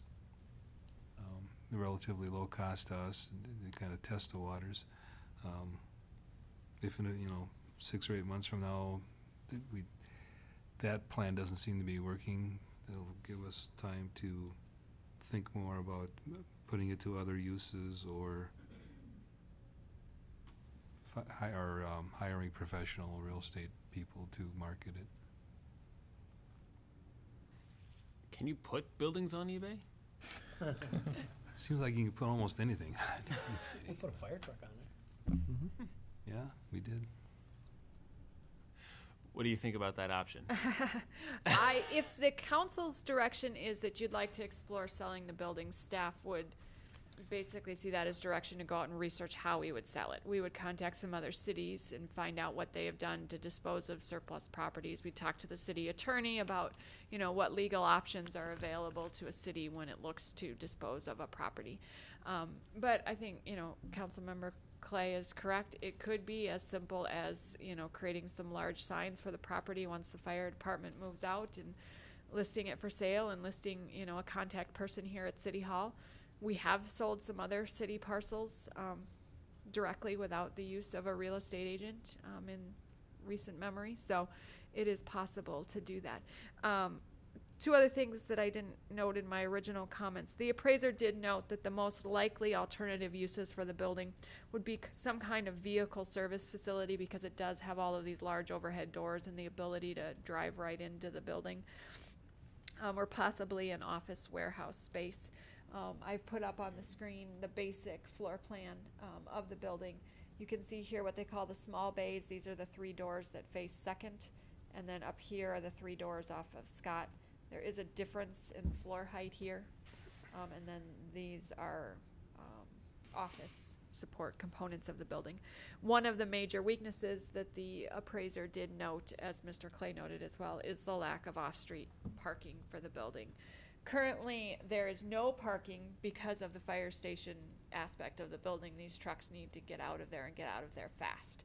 Once no longer used as a fire station, it would certainly be possible to add a reasonable amount of on-street parking, particularly along Scott Street where it's currently striped as no parking. But that would not constitute off-street parking for the use of a, storage of vehicles or anything like that. Okay, Councilor Whiting? I think it is a good opportunity for thinking about the other uses. Now, if it were to be sold, would that be a general fund, back into the general fund, or would that go towards the fire department fund? How would that typically work? Another discussion. It's your call as the policymakers. Building fund, I would think. Would be general revenue to the city. The city council would be able to decide where to allocate those revenues, whether to save them in some fund for some future use or some immediate use that you saw at the time that a sale closed. We would add the community center or the senior center onto the community center like we were talking about a few months back if we Centrally located. had, a few extra $500,000 laying around. Right.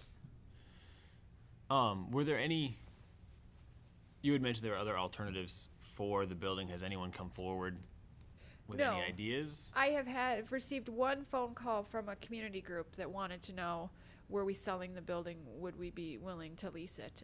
But it was a short phone call that I offered them a look inside the building and any follow-up, and they have not taken me up on that. So I don't think that group is terribly serious at this point. No, I mean, the main idea that staff would have if you're looking for an alternative use would be a feasibility study to see how this recreation space, kitchen, lounge, and restrooms might be turned into some type of senior center, with the remaining open areas probably used for some sort of city storage, if that was the main use of the building. Councilor Clay? Do you recall from the report what Mr. Marks determined to be the probable market rent for the building? I don't believe he gave us a rental rate for the Well, building. he said he used all three approaches, and one of the approaches is the income approach, which he would have to have He did use estimated income, lease or rental income. I don't recall off the top of my Okay. head. He did give us 3 different values on the building. It didn't immediately translate to me as a monthly lease amount, but I'm sure somebody educated in that could take his numbers and translate that for us. All right, so what do we choose to do? Councilor Lehman? Make a motion directing staff to pursue alternatives for selling the building. Second. Seconded by Councilor Can I Clay. add an amendment? Councilor Whiting. Maybe. Discussion. I'd like to see if the funds from that do go to a facility, community center. Would you be willing to look at that? Yeah. That's something we can worry about later. It's a separate conversation, yeah. I'll withdraw it. First, we gotta see if it's even sellable. Right. All right. Any other discussion on that? All right. All those in favor? Aye. Anyone opposed? Passes unanimously.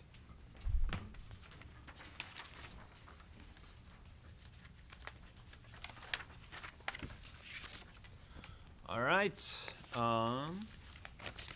Item 13F3. Mr. McNeil. Thank you, Mr. Mayor. Traditionally, after each new city council has been sworn in, we have a conversation regarding doing goals and objectives for a 2-year period to follow. It would be up to you, of course, as to whether you wanted to do that, but by having these in the past, we found that it's helped more clearly define what it is that you want to accomplish during your term of office. Previously, we've involved the department heads as active participants on that. Once the goals and objectives have been identified, staff periodically provides updates to provide status reports on where things are. We'd like to get some direction from you tonight. First and foremost, do you see a need, would you like to have a goals and objectives session? Anyone? Councilor Whiting? Mr. Mayor, I think that's an important part of beginning this new council. I agree. Any other thoughts? There we go, 2-2. I hear What do you see general- as a better alternative? We always do, so I'm fine with it. Yeah. Well, that's not a great reason to have something just because we always do. Let's Well, no, have it for a it's- reason. it's a good process. It's beneficial. That would give the more experienced members on the council an opportunity to, help you out. Oh, you're so sweet to me. It's a good process. I would support that, yeah. Okay, so now it's 4-0. Mm-hmm. Okay. Let's go back. City Hall, televised, it's people's business. We should do it here. In-house, save money. 3 hours, 4 hours, one setting, Pizza. Pizza. pop. Okay. Item number 2. Second item on that is the question of whether you would want to do it in-house or have an outside facilitator come in. As I noted in my memo to you, the past couple we've done in-house that provides the person doing the facilitating with the responsibility of making sure the meeting continues to stay on track. However, it doesn't give that person an opportunity really to participate in that. Because this is a new council with a couple of new people on board, if you wanted to do an outside facilitator, that might lend to a more productive meeting, but that's your call on it.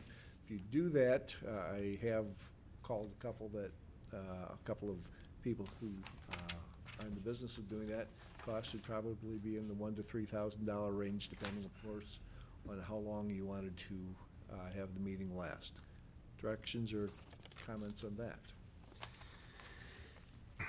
The trouble with hiring somebody to come in and do that is they have no immediate knowledge of what has been going on at the city and with the council for the past months or years. So it winds up being a lot of general happy talk, and then finally then we sit down for the last 30 minutes and get some constructive things done. I mean, I'll do it for 900, and I'll even bring my own whiteboard and my Post-it notes. I'll do it for 8. This has been the most productive meeting. Councilor Lehman? I would prefer to do it in-house.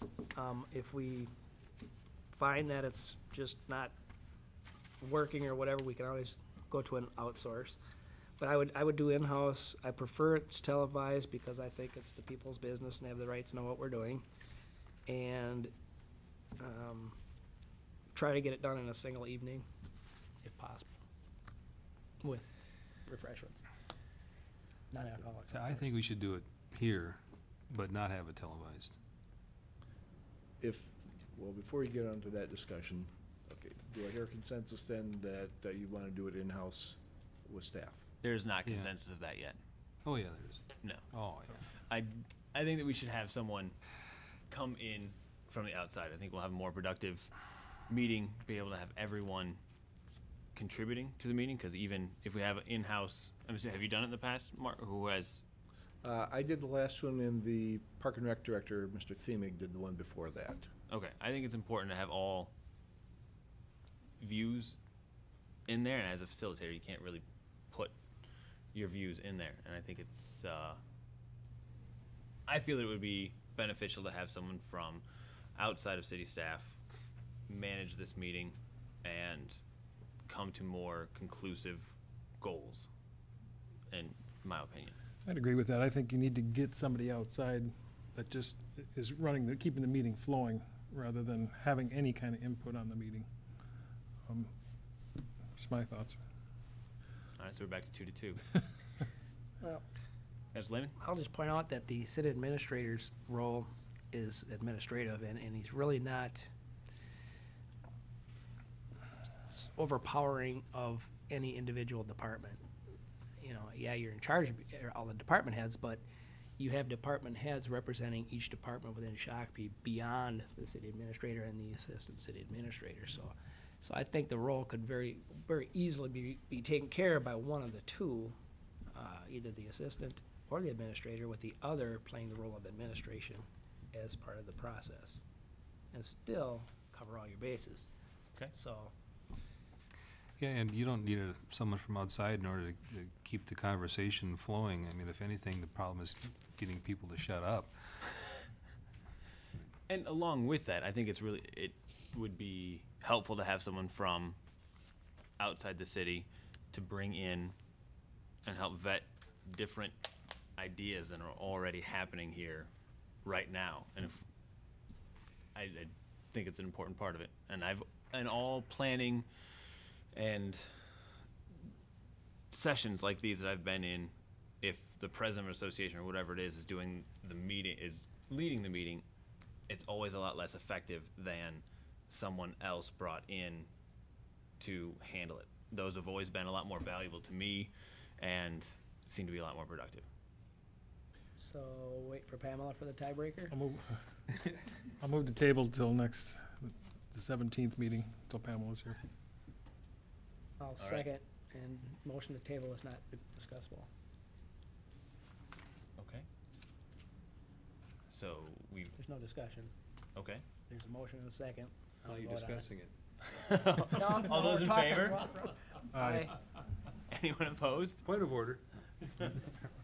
All right, we have tabled item number 2 until, well, the entire, until the Just one other bit of information that was news today, but in the consideration as to where to hold it, and I understand the importance of cable casting, but the director of Shakopee Public Utilities did offer the use of their boardroom, which has cable casting capabilities, not live, but it would be delayed if you wanted to have it at another location. So that is something to think about. All Thank right. you. Thank you. Good option. All right, item number 14, council member reports. I think anybody has any actual liaison reports, maybe. Yeah, I do. All right, let's start with you then, Councilor Clay. This council member reports is a combination of what was formerly the liaison reports and council concerns have been put together as one item. So, Councilor Clay. At the Shakopee Public Utilities Commission meeting tonight, where my car is still parked because it wouldn't start. I didn't work on it. Yeah. It'll be gone shortly. They did have a question. They voted at the last meeting to light the old restored bridge in town on their own nickel, but they're still expecting the city and county to somehow get together and come up with an agreement as to who's going to actually wind up continuing to fund the lighting of that bridge. Evidently, the bridge hasn't officially yet transferred into the hands of Scott County, which I thought was interesting since that whole thing happened about 6 months ago. But city electric, on the electric part, the SPUC crews have been out doing a lot of tree trimming, and wanted to mention that if there are any residents or homeowners that have trees that they think are with branches growing close or dangerously close to power lines, either out on the street or service lines to their home, you might want to give utilities a call, and they may be able to come out and trim those back for you on their nickel instead of the taxpayers' nickel.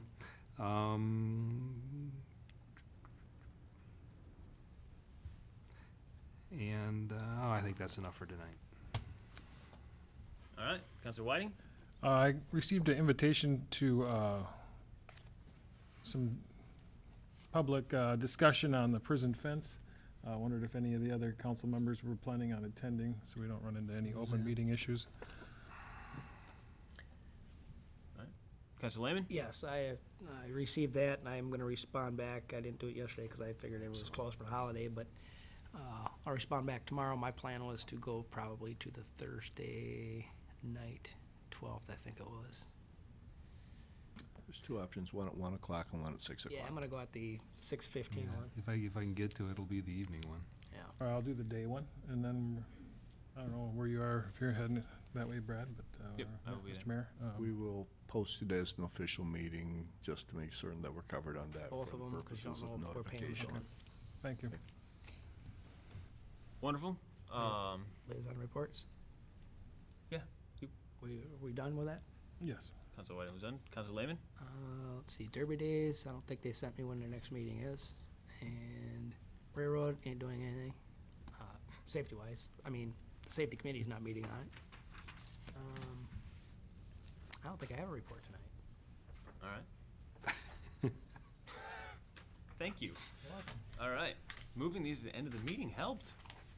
Gotta like that. And I also have nothing to report as well. There was nothing added to other business for tonight. And then a point of clarification. Was there a vote taken on the motion to table? Not that we recorded at this end of the Should table. probably do Okay. that, just We would appreciate So we one for the would need record. to, Motion was made by Mr. Whiting to table the issue for, For the 17th. facilitating a goals and work session. Mhm. I seconded the motion. All right, and so. so we just re-vote, is that? We don't, well, we just take a vote. Yep. All in favor? Okay, just a vote, all in favor? Aye. Aye. Anyone opposed? Aye. Passes 3-1. Had to do some upper level arithmetic right there. All right, thank you. All right, item number 16, I will entertain a motion to adjourn. Councilor Lehman, Make a motion to adjourn to January 17th. Second that motion. seconded by Councilor Whiting. Any discussion? All those in favor? Aye. Anyone opposed? Meeting is adjourned at 9:26. Thank you all.